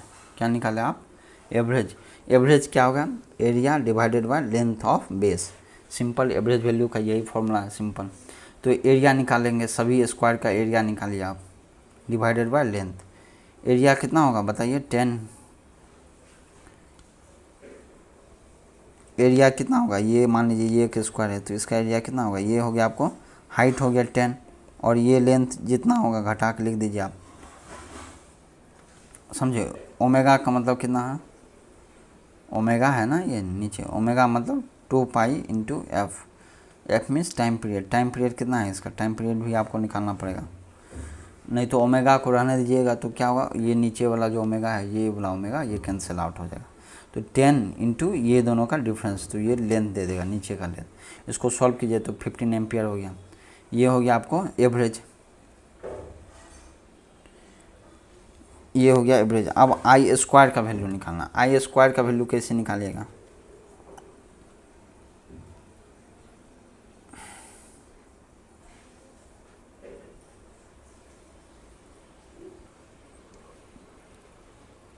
आई स्क्वायर का ये एवरेज वैल्यू निकाल रहा है। आई स्क्वायर का वैल्यू क्या होगा बताइए? आई स्क्वायर का क्या होगा? सिंपल, आई स्क्वायर का वैल्यू क्या होगा? सिंपली है, डिवाइड कर देंगे सेम। आई स्क्वायर का एवरेज वैल्यू, आई स्क्वायर का एवरेज निकालना, root mean square, root of mean square, mean means average, root करना है मीन्स जो भी स्क्वायर है इसको स्क्वायर करना है, आई स्क्वायर करना है। स्क्वायर कीजिएगा, टाइम पीरियड तो सेम ही होगा, लेकिन ये 10 है तो 10 को 10 स्क्वायर हो जाएगा, ये 20 स्क्वायर हो जाएगा, ये 30 स्क्वायर हो जाएगा, एंड सो ऑन। लेकिन टाइम पीरियड सबका लगभग क्या टाइम पीरियड सेम होगा। सो उसी तरह से ये 10 है तो 10 स्क्वायर हो गया और ये सेम हो गया, और नीचे में भी सेम। इसको सॉल्व किया तो ये वाला हो गया, आई स्क्वायर एवरेज हो गया, तो आई क्या हो जाएगा? ये I R M S root of I average का स्क्वायर, दैट इज़ ये वाला वैल्यू हो जाएगा। सो के एफ क्या हो जाएगा? Form factor R M S by average. Simple, इसको डिवाइड कीजिए और फाइंड आउट द आंसर। समझ में आया? आर एम एस वैल्यू हम लोग कैसे फाइंड आउट किए। अगर आप कहीं भी डाउट है, कुछ भी डाउट है, तो कमेंट सेक्शन में ज़रूर कमेंट करें, और इस चैनल को, that is the one stop for all, इस चैनल को ज़रूर सब्सक्राइब कर लें ताकि आपको लेटेस्ट अपडेट इंस्टेंटली मिलते रहें। अब एक न्यूमेरिकल देखिए, ये क्या है? रजिस्टर दिया हुआ 77 ओम, सीरीज में इंडक्टर लगा दिए, प्योर इंडक्टर है, और सप्लाई भी दिया हुआ है ये 100 वोल्ट इतना हर्ज। अब देखिए ये 100 वोल्ट इतना हर्ज दिया, मतलब ये कौन सा वोल्टेज है? मैक्सिमम या आरएमएस? ये आरएमएस वैल्यू होता है, ठीक है। इसमें क्या निकालना है? सर्किट करंट की कितना फ्लो होगा, दैट इज आई, और phase angle between V and I क्या होगा? आई इक्वल टू क्या लिखेंगे? Simple, V by Z. Z क्या होगा? आर प्लस जे एक्सएल, और ये आर, तो Z equal to R plus J XL. Simple, इसको पुट कीजिए वैल्यू और फाइंड द रिजल्ट कीजिए। एक्सएल क्या हो जाएगा? 2 पाई एफ होता है। जेड क्या होगा? ये हो जाएगा, मैग्नीट्यूड निकालें यहाँ पर मैग्नीट्यूड हो गया, ये हो गया करंट का मैग्नीट्यूड हो गया, और एंगल निकालना है तो क्या होगा? 10 inverse of XL by R, ये हो जाएगा एंगल। समझ गए? सिंपल है, कोई बड़ा चीज़ नहीं है इसमें। रजिस्टर दिया है, इंडक्टर दिया है, सीरीज में कनेक्टेड है, ठीक है। सप्लाई दिया हुआ है, 50 हर्ट्ज सप्लाई दिया है, और वोल्टेज अक्रॉस दिया है, रजिस्टर के अक्रॉस वोल्टेज दिया हुआ है। तो आपको ये वोल्टेज, सप्लाई वोल्टेज निकालना है। कैसे निकालोगे? बहुत सारा मेथड है, कोई भी मेथड आप यूज कर सकते हो, वोल्टेज डिवीजन फॉर्मूला भी यूज कर सकते हो। सिंपल है, वी आर दिया हुआ है तो यहाँ से करंट निकाल लोगे आप। करंट क्या होगा इसके थ्रू? ये करंट क्या होगा? वोल्टेज डिवाइडेड बाई रेजिस्टेंस, तो current through this, that is the series में कनेक्शन है, इसलिए आई ही होगा। और एक्सएल का वैल्यू निकल जाएगा ओमेगा एल, तो वी एल कितना होगा? आई एल इंटू एक्सएल कर देंगे तो ये आ जाएगा। सो टोटल भी क्या होगा? टोटल भी मीन्स ये क्या होगा? V square equal to V R square plus V L का स्क्वायर, ये होता है, क्योंकि ये रजिस्टर है और इंडक्टर है, तो ये क्या होगा? दोनों फेजर है, इसलिए फेजर के टर्म में हम लोग को करना पड़ता है, ठीक है, या vector law of vector addition. तो ये हो जाएगा, सिंपल है वोल्टेज। नाउ अब देखिए, कॉइल दे दिया है हैविंग बोथ रेजिस्टेंस इंडक्टर। अब ये जो कॉइल है इसका क्या है? बोथ रेजिस्टर है और इंडक्टर भी है, और इसका इम्पीडेंस दिया है 50 ओम। मीन्स कॉइल है, कॉइल का क्या है? ये कॉइल जो है ना प्योर इंडक्टर नहीं है, इसको एल भी है और आर भी है, इंडक्टर भी है और कैपेसिटर भी, इंडक्टर एंड रेजिस्टर दोनों का है। और इक्विवेलेंट जेड क्या बोल दिया? 50। तो 50 का मतलब क्या हो गया? Root of R square plus J XL, means XL का स्क्वायर, ये हो गया जेड एल। और ये आर अलग है, ये आर एल मानिए, और ये एक्सएल, ठीक है। दिया हुआ है फेज एंगल, दिया हुआ करंट का 45 डिग्री है, जो एंगल में करंट फ्लो हो रहा है वोल्टेज के साथ, ये जो 3 ओम, इसका एंगल कितना? 45 डिग्री लैग कर रहा है। लैग कर रहा मीन्स इंडक्टिव नेचर हो गया, ठीक है। और ये साइनोसॉइडल सप्लाई है, ठीक है। तो फेजर फॉर्म में हम लोग कन्वर्ट कर सकते हैं। फेजर डायग्राम बनाना है और सॉल्व करना है, ठीक है। तो हमारा करंट क्या हो गया? 3 angle of 45 degree provided V angle 0 degree, means voltage को हम लोग रेफरेंस मांगे ना। तो V तो मतलब क्या होगा, अगर ये V हो गया तो करंट क्या करेगा हमारा, लीड करेगा बाय 45 डिग्री। तो ये हमारा हो गया करंट 3 एंगल 45 डिग्री। तो करंट हमारा लीड कर रहा है, करंट हमारा और लैग है ना -45 डिग्री, तो ये होगा -45 डिग्री। सो ये अगर ये भी है तो हमारा करंट क्या होगा, इधर में होगा, लैग कर रहा है बाय 45 डिग्री। समझ में आया, लैगिंग हो गया। सो ये हो गया फेजर डायग्राम।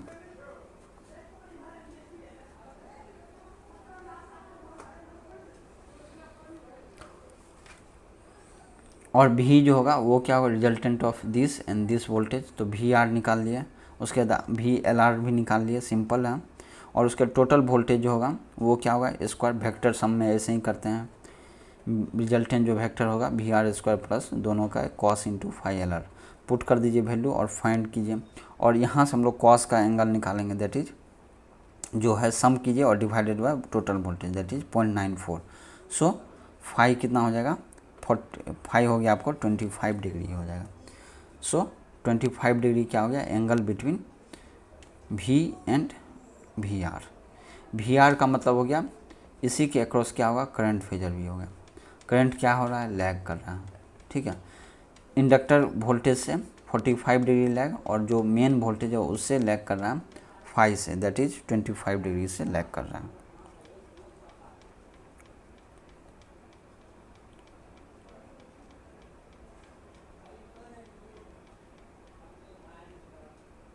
अब देखिए यहाँ पर जो क्या बोला, यहाँ पर जो 45 डिग्री वो क्या बोला है, जो इंडक्टर का जो करंट है, इंडक्टर करंट वो जो है वोल्टेज करंट को, इंडक्टर करंट जो है वो वोल्टेज करंट को, जो वोल्टेज जो वी एल आर है, वी एल आर उसको लैग कर रहा है -45 डिग्री से।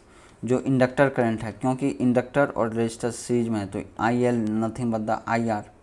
आई आर क्या है, directly proportional to V of R, means V of R और वी ऑफ एल के बीच का एंगल कितना होना चाहिए, -45 डिग्री। तो सो फेजर डायग्राम में देखिए वी आर और वी एल आर के बीच का एंगल कितना है, -45 डिग्री। समझ गए। तो करंट क्या हो रहा है, लैग हो रहा है। समझे, क्वेश्चन को अच्छे से पढ़ना है और ध्यान में रखना है, ठीक है। अब देखिए इतना कैपेसिटर कनेक्टेड अक्रॉस इतना volt supply, calculate reactance and current through capacitor. ऐसे सप्लाई दे दिया और एक कैपेसिटर आपको कनेक्टेड है पैरेलली वोल्टेज सोर्स के। तो XC क्या हो जाएगा, सिंपल 1/2 पाई FC, सिंपल पुट कीजिए। और करंट क्या होगा,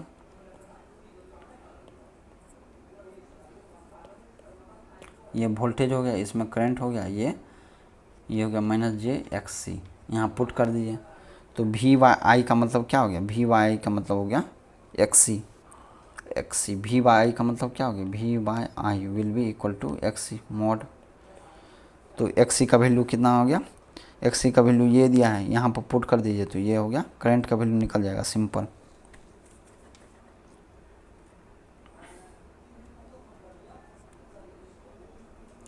इम्प्लाइज दैट 400 मीन्स वोल्टेज हो गया 400 डिवाइडेड बाय 106, जो कि हमारा XC का वैल्यू है, तो वहाँ से करंट निकल जाएगा। सिंपल क्वेश्चन है, बेसिक। अब मान लीजिए यहाँ पर एक सर्किट दिया है, रेजिस्टर दिया है, कैपेसिटर दिया है, और कैपेसिटर बोल रहा है इतना करंट ले रहा है, क्योंकि सीरीज में है तो रेजिस्टर के अक्रॉस भी क्या होगा, सेम करंट होगा। और वोल्टेज है 230 वोल्ट। यदि वोल्टेज दिया मीन्स ये RMS वैल्यू है। Frequency of the applied voltage, यहाँ का फ्रीक्वेंसी निकालना है कितना है। Resistor to be connected in series with the capacitor to the reduce the current in the current at the same frequency.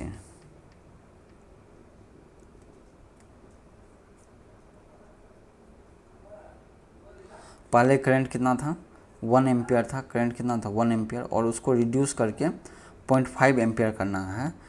किस तरह से कि जो कैपेसिटर है, कैपेसिटर के साथ हम लोग कौन सा एक रेजिस्टर लगाएंगे जिसके कारण से हमारा करंट क्या हो, कम हो जाएगा, ठीक है। और ये फ्रीक्वेंसी निकालना है।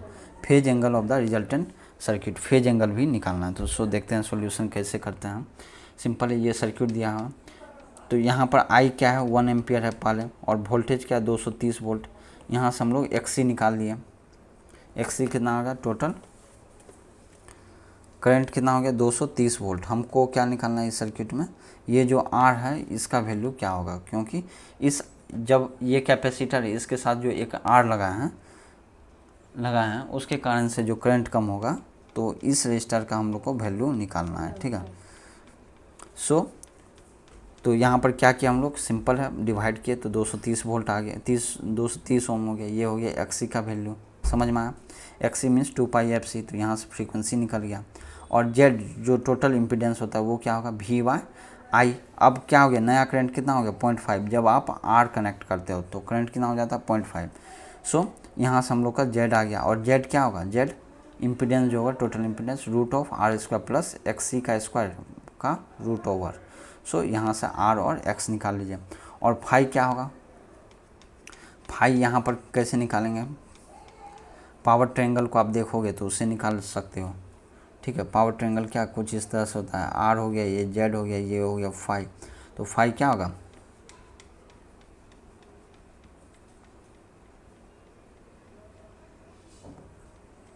Base by hypotenuse. So R/Z simple है, डिवाइड कीजिए और फाइंड आउट द वैल्यू कीजिए, सिंपल है। अब कॉइल दे दिया, कॉइल का मतलब हो गया इसका रेजिस्टर भी होगा और इंडक्टर भी होगा, समझे। और इंडक्टर का वैल्यू दिया हुआ है, ठीक है। सप्लाई भी दिया हुआ है। ये सप्लाई देने का मतलब हो गया ये RMS वैल्यू है, ये ध्यान में रखना, बहुत सारा कन्फ्यूज रहता है। Reactance and impedance of the coil निकालना है, reactance and impedance, reactance XL निकालना है और ZL निकालना है। तो ZL क्या होगा, RL प्लस JXL, ठीक है। Current through the coil, current through the coil means यही होगा, क्योंकि R और XL क्या है सीरीज में है, इसलिए सेम करंट होगा। फेज एंगल फाई कितना होगा, ये तीनों चीज़ हम लोग को कैलकुलेट करना है। सो सबसे पहले XL निकालते हैं, तो XL क्या होगा 2πfl होगा, सिंपल है, पुट कीजिए वैल्यू, तो ये आ जाएगा आपको XL निकल गया। अब Z क्या होगा, इम्पीडेंस √R² प्लस XL का square. A coil having the resistance of, coil में क्या बोला, कॉइल है और उसका रेजिस्टेंस दे दिया है 12 ओम, ये दोनों मिला क्या हो जाता है एक कॉइल। ये क्या हो गया कॉइल, कॉइल में जिसका resistor, coil has the resistance of 12 ohm and inductance of 0.1 henry, ये है मतलब, ठीक है, कॉइल का मतलब। तो इसमें R दे दिया, Z निकाल लेंगे √R² प्लस XL, ठीक है। उसके बाद करंट क्या होगा, voltage divided by impedance, total जो इम्पीडेंस होगा वो निकालेंगे, डिवाइड करेंगे, निकल जाएगा। और फाई कैसे निकालेंगे, angle between this two, phi हो गया tan इनवर्स ऑफ X/R, क्योंकि ये सीरीज में कनेक्टेड है, ये R हो गया, ये X है, तो tan इनवर्स ऑफ X/R हो जाएगा तुमको फाई, सिंपल है। इसमें फेजर डायग्राम देख लीजिए कैसे होता है, IR फेज में होगा I के साथ, और इसके साथ जो एंगल बनेगा वो होगा आपका रिजल्टेंट वोल्टेज। रिजल्टेंट वोल्टेज किसके बीच का, IR और XL मीन्स VR और VL के बीच का जो एंगल रिजल्टेंट होगा वो होगा टोटल वोल्टेज, जो 100 वोल्ट है हमारा, ठीक है। अब मेटल फिलामेंट लैंप मीन्स हो गया रियल, रेटेड इतना वाट इतना volt, is to be connected in series with a capacitor. Filament lamp जब भी हो तो इसका मतलब क्या होगा, इसके पास सिर्फ रजिस्टर होता है और कुछ नहीं होता। सप्लाई दे दिया 230 एंड 60 हर्ट्ज। 230 क्या है हमारा स्टैंडर्ड वोल्टेज रेटिंग है, जो कि सप्लाई होता है घर में, और ये RMS वैल्यू है, ठीक है। 60 हर्ट्ज सप्लाई दे दिया, ठीक है। कैपेसिटर का वैल्यू क्या होगा, और phase angle between current and the supply voltage, current and the supply voltage के बीच का एंगल निकालना है, ठीक है। ये जो रजिस्टर है इसका पावर दे दिया है 750 वाट दे दिया है, 100 वोल्ट इसके ऊपर है कंजम्पशन। तो इसका देखते हैं कैसे करते हैं। पहले तो बात वोल्टेज क्या होगा, रिजल्टेंट वोल्टेज, दोनों का रिजल्टेंट होगा, ये VC होगा, ये VR। तो VR मान लीजिए इधर है, तो VC क्या होगा 90 डिग्री लैग करेगा, नीचे आएगा। और इसका जो रिजल्टेंट होगा इस दोनों का वो क्या होगा, कैपिटल वोल्टेज भी। और वोल्टेज और करंट के बीच का एंगल को हम लोग क्या बोलते हैं, phase angle, that is phi, समझ गए। तो इस टाइप का फेजर डायग्राम हो गया। अब देखिए, अब रिजल्टेंट जो है टोटल भी वो क्या होगा, दोनों का स्क्वायर हो जाएगा, सिंपल है, क्योंकि प्लस एंगल कितना होगा VR और VC के बीच का एंगल कितना है 90 डिग्री, तो cos 90 कितना होता है 0, तो उसका और जो कंपोनेंट है उसको निगलेक्ट कर देते हैं, समझे, इसे निगलेक्ट करते हैं, ठीक है। तो यहाँ से हम लोग का VC वोल्टेज निकल गया। रेटेड करंट कितना होगा, रेटेड करंट कितना होगा, इसमें पावर डिवाइडेड बाय वोल्टेज, क्योंकि रेटेड करंट मीन्स क्या होगा voltage, rated power means voltage into current. तो रेटेड करंट मतलब क्या हो गया, पावर बाय वोल्टेज, तो ये इतना करंट हो गया। करंट पता चल गया आपको, वोल्टेज भी पता है, तो यहाँ से V बाई आई क्या हो जाएगा, टोटल Z हो जाएगा। V बाई आई कितना हो जाएगा,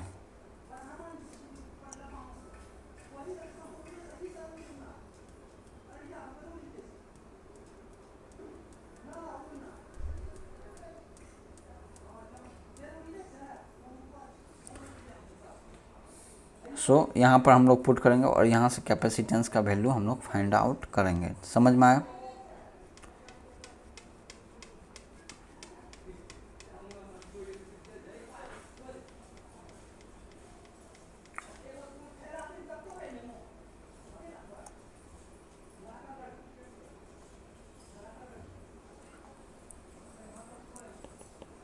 अगर मान लीजिए V of C divided by XC करेंगे तो वो क्या देगा हमारा, current through the capacitor. Current through the capacitor कितना है, जो कि 7.5 एम्पियर है मैग्नीट्यूड वाइज, ठीक है। तो V ऑफ C हमारा कितना है, कैपेसिटर वोल्टेज, जो कि हमारा निकला है 207 का root over divided by XC। XC क्या है, 2 पाई। XC क्या होता है, XC कैपेसिटेंस है ना, XC equal to 1 by omega C. 1 by omega C का मतलब हो गया 1/2 पाई FC। यहाँ से कैपेसिटेंस आ गया। और फाई का वैल्यू क्या होगा, tan phi equal to cos phi equal to cos phi simple VR by total voltage, VR by V। VR कितना 100 डिवाइड बाय V, तो सिंपल है, फाई निकल गया यहाँ से। कॉस फाई ये हो गया, और फाई निकालने के लिए कॉस इन्वर्स कर देना है। सिंपल है क्वेश्चन से। रजिस्टर दिया हुआ है, इंडक्टर दिया हुआ है, कैपेसिटेंस दिया, तीनों क्या है, सीरीज में कनेक्टेड है। अक्रॉस इतना वोल्ट इतना सप्लाई। टोटल इम्पीडेंस क्या होगा, तीनों का जोड़ देंगे, क्या जोड़ देंगे, R plus J XL plus R plus J XL minus J XC. Simple. Current कितना होगा, I equal to voltage by impedance V by Z होगा, और जेड क्या होगा, R प्लस सी। सिंपल हो गया। वोल्टेज अक्रॉस निकालना है तो आप वोल्टेज डिवीजन रूल भी अप्लाई कर सकते हो, या फिर करंट निकाल के जो करंट होगा करंट इंटू इम्पीडेंस कीजिएगा तो निकल जाएगा वोल्टेज अक्रॉस। और फेज डिफरेंस निकालना है तो फेजर डायग्राम से भी आप निकाल सकते हो इजीली। सो पहले जेड निकालिए। जेड क्या होगा,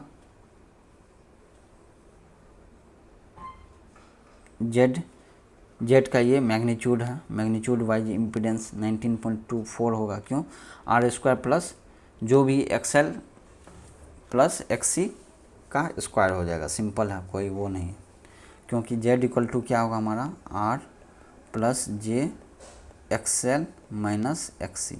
समझ गए? तो R² हो गया प्लस इसका स्क्वायर XL माइनस XC का स्क्वायर। सिंपल है। XL कैसे निकालते हैं वो सब कर लीजिए, इजी है। और यहाँ से करंट निकाल लीजिए, V बाई जेड कर दीजिए, और उसके बाद वोल्टेज अक्रॉस R, तो करंट से सिंपल मल्टीप्लाई कीजिए, निकल जाएगा। और ये फेजर डायग्राम आप बनाइए इसको, VL माइनस VC, क्योंकि VL ज़्यादा है तो इसलिए इंडक्टर की तरफ ही होगा इसका VL माइनस VC। और ये VR हो गया, ये V हो गया 100 वोल्ट। फाई निकालना है तो tan inverse VL minus VC that is 78.1 divided by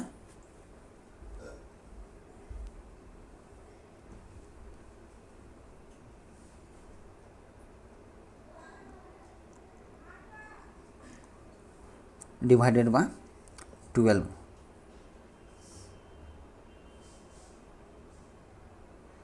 समझे? यहाँ से फाई आप निकाल सकते हो सिंपली।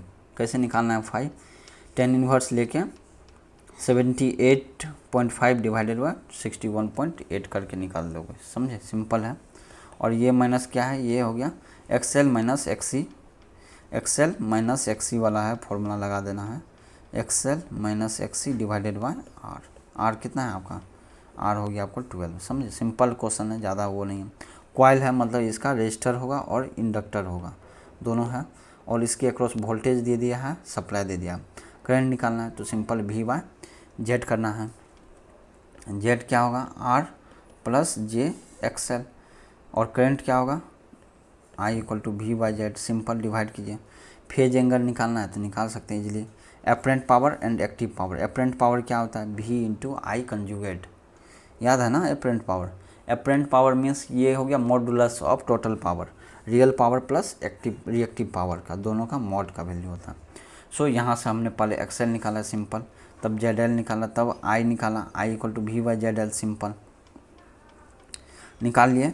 अब देखिए, अब इसको हम लोग फेजर डायग्राम ड्रॉ किए। आई जो करंट है उसी के साथ रजिस्टर का ड्रॉप होगा, और आई जी एक्सएल का मतलब क्या होगा, परपेंडिकुलर, और इसका रिजल्टेंट जो होगा वो क्या होगा, सप्लाई वोल्टेज होगा सिंपल, और इसके बीच का एंगल क्या हो गया, फाई। सो टेन फाई हम लोग पहले निकालेंगे। टेन फाई क्या होगा, वी वाई आई आर लिख सकते हैं, या फिर एक्सएल वाई आर कर सकते हो सिंपल। तो फाई का वैल्यू यहाँ से आ गया। अब apparent power means mod of complex power, that is V into I simply. तो वोल्टेज इंटू करंट कर दिए, तो ये क्या आ गया, जो आ गया वो हो गया volt ampere, means total power हो गया। एक्टिव पावर क्या होगा, एक्टिव पावर मीन्स जो एपरेंट पावर है इंटू कॉस फाई करना है, तो ये हो गया 92.92 वाट हो गया, समझे। ये हो गया एक्टिव पावर, ये हो गया एपरेंट पावर। तो रिएक्टिव पावर भी आप निकाल सकते हो। कैसे निकालना, mod S into sine phi कर सकते हो, या फिर P into tan phi, simple है। यहाँ से क्यू आ जाएगा सिंपल। नाउ अब देखिए, इंडस्ट्रियल कंज्यूमर है, ऑपरेटिंग एट इतना kilowatt, induction motor at lagging power factor of 0.8, source voltage दिया हुआ है इतना वोल्टेज, आरएमएस यहाँ मेंशन कर दिया गया। Lower electrical rates, the consumer wishes to raise the power, यहाँ देखिए पावर फैक्टर आप इंक्रीज कर रहे हैं, पावर फैक्टर 1 दे दिया है, ये 2 हो गया, 0.8 से 0.9 करना है। तो आपको क्या करना पड़ेगा, आपको क्या करना है, सिंपल एक कैपेसिटर कनेक्ट करना पड़ेगा एक शंट में, ये देखिए है ना, एक मोटर है, एक यहाँ पर क्या क्या करेक्टिव डिवाइस करना है, जिसको हम लोग क्या बोलते हैं, कैपेसिटर से कनेक्ट करते हैं। उसके कारण से क्या होता है, रिएक्टिव पावर ड्रॉन कम हो जाता है, जिसके कारण से हमारा जो है वो ठीक हो जाता है। ठीक है, S1 यहाँ से निकाले, S2 निकाले, और यहाँ से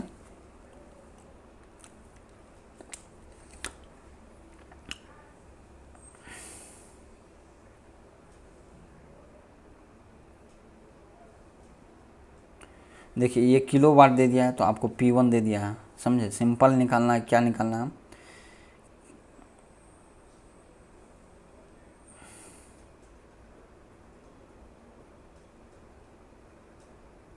P1 दिया हुआ है, PF1 दिया है, PF1, ये PF2 निकाला। तो इससे आप क्या निकाल सकते हो, Q निकालो। Q कैसे निकलेगा, P1 इंटू 10/1 माइनस 10/2,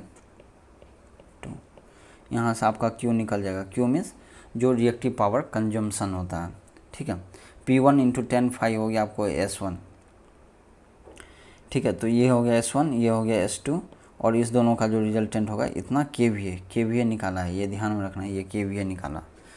ठीक है, KVA हो गया जे में मतलब क्या हो गया, ये ऑब्वियसली ये KVR होगा, रिएक्टिव पावर होगा, समझे। सिंपल है, जो हमने बताया उसी के बेसिस पे आपको ड्रॉ करना है। ठीक है, अगर आपको S2 निकल गया तो आपको करंट निकालना है, तो करंट क्या होगा, S2 divided by voltage, simple से वोल्टेज से डिवाइड कर दिए तो करंट निकल जाएगा। देयरफॉर करंट इंटू कैपेसिटेंस का जो है Z2 निकालना है, तो वो क्या करेंगे, वोल्टेज डिवाइडेड बाय I2 कर दीजिए, तो ये यहाँ पर माइनस आएगा। देयरफॉर करेक्टिव क्या होगा, कैपेसिटेंस हम लोग को कनेक्ट करना होगा। यहाँ पर डेरिवेशन हो गया, कैपेसिटर दिया नहीं है, लेकिन हम लोग ने क्या किया, प्रोसेस स्टेप बाय स्टेप जाके हम लोग ने क्या डिराइव किया कि हम लोग को कैपेसिटर का ज़रूरत पड़ेगा, समझे। सेम मेथड से हमको फॉलो करना है। ठीक है, अब देखिए क्वेश्चन क्या, एक AC जनरेटर है, supplying a load of 300 kilowatt at power factor दिया हुआ है इतना, if the power factor is raise to unity, PF2 कितना हो जाएगा, रेज टू यूनिटी मतलब हो गया 1, PF1 हो गया आपको 0.6, और ये हो गया P1। How much more power can generate supply for the same KVA loading, more power generator supply कितना रियल पावर सप्लाई कर सकता है। तो बहुत ही जी है ये क्वेश्चन, सिंपल। P1 दिया हुआ है आपको, P1 इक्वल टू क्या होगा, S into power factor, S into power factor होता है सिंपल। तो S इंटू पावर से फैक्टर, S क्या हो जाएगा, ये अपरेंट पावर क्या हो जाएगा, सिंपल है, P1 divided by power factor, तो S निकल गया, ये S1 हुआ, पहले सप्लाई कर रहा था, क्योंकि कांस्टेंट है S1 इक्वल टू S2 बोल दिया गया है पहले ही क्वेश्चन में। सो S2 जो होगा वो क्या होगा, P2 into 10, P2 into cos phi 2, लेकिन cos phi 2 1 है, मीन्स जो S है ये क्या हो गया आपको, P2 हो गया, सिंपल। P2 निकल गया, और दोनों में डिफरेंस कर दीजिए, तो वो क्या होगा, अधिक पावर सप्लाई करेगा आपका जनरेटर, समझे, वेरी इजी। ना इंडक्टर कॉइल, यहाँ पर कॉइल बोल दिया गया है, मीन्स एक इंडक्टर होगा और इंडक्टेंस और एक रेजिस्टेंस भी कनेक्टेड होगा इसके साथ, और ये तो दिया हुआ है क्वेश्चन में, ठीक है। एक प्योर रेजिस्टर है जो कि ये 30 ओम का कनेक्टेड है, सप्लाई वोल्टेज इतना हो गया। कॉइल के अक्रॉस है 180 वोल्ट, मीन्स कॉइल के अक्रॉस मीन्स इस दोनों के अक्रॉस कितना दे दिया 180 volt. Voltage measure across register के अक्रॉस सिंपली है 130 volt. Power dissipation in the coil, power dissipation in the coil का मतलब क्या हो गया, पावर डिसिपेट कॉइल में कितना हो रहा है, तो जो करंट इसमें फ्लो होगा मान लीजिए आई, तो आई स्क्वायर इंटू स्मॉल आर निकालना पड़ेगा, क्योंकि पावर डिसिपेशन मतलब क्या हो गया, रियल पावर आपको डिसिपेट होगा। कौन सा पावर डिसिपेट होगा, रियल पावर।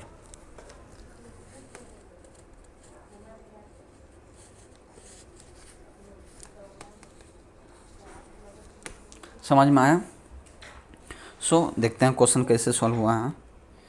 पहले तो फेजर डायग्राम आपका ड्रॉ करना है, ठीक है। ये हो गया वी आर और ये करंट, क्योंकि सेम फेज होगा, और यहाँ से इंडक्टर का ले लेंगे, परपेंडिकुलर डिग्री होगा। परपेंडिकुलर डिग्री होना चाहिए था जब वो प्योर इंडक्टर होगा, लेकिन यहाँ पर क्या है, रजिस्टर भी है थोड़ा कनेक्टेड, थोड़ा क्या है, रजिस्टर भी है कनेक्टेड। समझ में आया।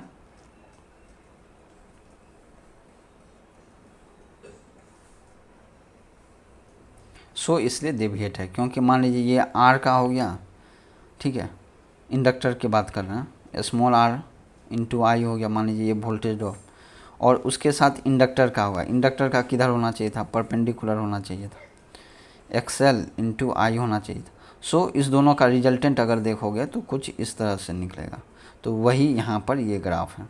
मीन्स ये जो ये वी आर मीन्स क्या होगा, जो आपका कैपिटल आर जो फिक्स आर है उसके साथ जो एंगल बना रहा है वो हो गया phi of L R, phi of L R angle से ऊपर जा रहा है, समझे। तो इसलिए ये थोड़ा सा डेविएट है, 90 डिग्री नहीं है, और इस दोनों का रिजल्टेंट हो गया कैपिटल भी। ये फेजर फॉर्म में सम हो गया सिंपल। और जियोमेट्री के डायग्राम से कैसे निकालते हैं हम लोग, याद है ना, स्क्वायर करते हैं और 2 टाइम्स करके कोसाइन एंगल लेते हैं दोनों के बीच का एंगल, ठीक है। तो यहाँ पर पुट कीजिए और वैल्यू यहाँ से फाइंड आउट कीजिए कॉस फाई एल आर का। Cos phi L R value निकल गया, जैसे ही निकला अब उसके बाद क्या कर सकते हैं, करंट निकालना है। करंट निकालना है तो क्या होगा, voltage by R, simple, resistor के across voltage divide by resistance, तो वो करंट थ्रू द रजिस्टर देगा, क्योंकि सभी सीरीज में कनेक्टेड है, इसका मतलब सेम करंट फ्लो होगा सभी से। इसलिए पावर क्या होगा, पावर क्या हो जाएगा सिंपल, तो वी एल आर इंडक्टर के बोल रहे हैं, वी एल आर जो वोल्टेज अक्रॉस इंडक्टर है into current across, current through the inductor, inductor means coil है, कॉइल मीन्स दोनों इंक्लूड होता है, और कॉस फाई एल आर जो रियल पावर होता है, रियल पावर जो होगा, तो ये सिंपली ये क्या होगा 90 वाट हो जाएगा simple.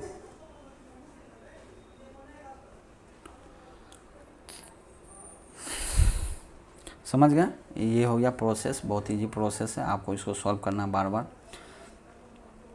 Induction motor operating of इतना, ये सप्लाई दे दिया आपको, इतना आउटपुट दे रहा है, इतना किलोवाट आउटपुट, मतलब हो गया P1 रियल पावर जो होता है, विथ इफ़िशियंसी ऑफ इतना, इफ़िशियंसी क्या हो गया आपको 84%, अब पावर फैक्टर ऑफ इतना लैगिंग, PF1 हो गया आपको 0.7 लैगिंग पे हो गया। मोटर है, मोटर का मतलब क्या हो गया, यदि मान लीजिए ये मोटर है तो मोटर में हम लोग क्या देते हैं, करंट देते हैं, और यहाँ से मैकेनिकल आउटपुट रोटेट होता है, मोटर ऐसे ही होता है ना मोटर का काम, ठीक है। तो मोटर पे क्या दे दिया है, प्रोड्यूसिंग इतना किलोवाट आउटपुट, ये तो आउटपुट हुआ इलेक्ट्रिक पावर इतना आउटपुट, तो इनपुट पावर हम लोग को निकालना पड़ेगा। तो हम लोग को पता है इफ़िशियंसी क्या होता है, आउटपुट बाय इनपुट, तो आउटपुट बाय इनपुट, तो इनपुट पावर क्या हो जाएगा, आउटपुट बाय इफ़िशियंसी, तो इनपुट पावर थोड़ा बढ़ जाएगा, ठीक है। इनपुट एपरेंट पावर कितना होगा, apparent power means total power का mod magnitude, active reactive current and reactive power निकालना है, ठीक है। तो अब देखते हैं, पहले तो इफ़िशियंसी हो गया output by input power, output power तो दिया हुआ है आपको 10 के किलोवाट, और इनपुट पावर क्या हो जाएगा आपको V I into power factor, तो V I into power factor, तो टोटल पावर जो होगा P2 P2 P2 equal to क्या हो गया आपको V I into cos phi 1 that is 0.7। तो यहाँ से आपको इनपुट पावर हो गया वी आई क्या मॉड ऑफ एस ही तो है, यही हो गया supply power, input apparent power हो गया। अब current taken by the motor, current कितना लगेगा मोटर, तो total power divided by voltage, V into I ही होता है ना ये। तो करंट कैसे निकालेंगे यहाँ से, एस बाय वी, सिंपल। तो एस बाय वी कर दिए तो ये करंट आ गया। अब एक्टिव कंपोनेंट क्या होता है, आई इंटू कॉस फाई, आई इंटू कॉस फाई क्या होता है, active component of current. So I into power factor, तो ये आ जाएगा। रिएक्टिव कंपोनेंट क्या हो जाएगा, ये हो जाएगा 0.sin5, आई साइन फाइव ये हो जाएगा। और रिएक्टिव पावर क्या होगा, V I into sine five, simple put कीजिए और इतना निकालिए, सिंपल है, रिएक्टिव पावर निकल गया, समझे। तो ये सब कुछ बेसिक क्वेश्चन है जो कि अभी तक जो डिस्कस किया हम लोग एसी सर्किट में, उससे रिलेटेड बेसिक क्वेश्चंस था, ठीक है। अगर आपको कहीं भी डाउट हो कमेंट सेक्शन में ज़रूर कमेंट करें, और इस चैनल को that is the one stop for, इस चैनल को ज़रूर सब्सक्राइब कर लें ताकि आपको लेटेस्ट अपडेट इंस्टेंट करें, और इस चैनल को ज़्यादा से ज़्यादा शेयर करें ताकि अधिक लोगों के पास जो ज़रूरतमंद हैं उनको उनको भी पता चले इस चैनल के बारे में, ठीक है। तो अगर आपको कोई भी डाउट है तो कमेंट सेक्शन में ज़रूर कमेंट करें, ठीक है। तो आज के लिए बस इतना ही, थैंक यू।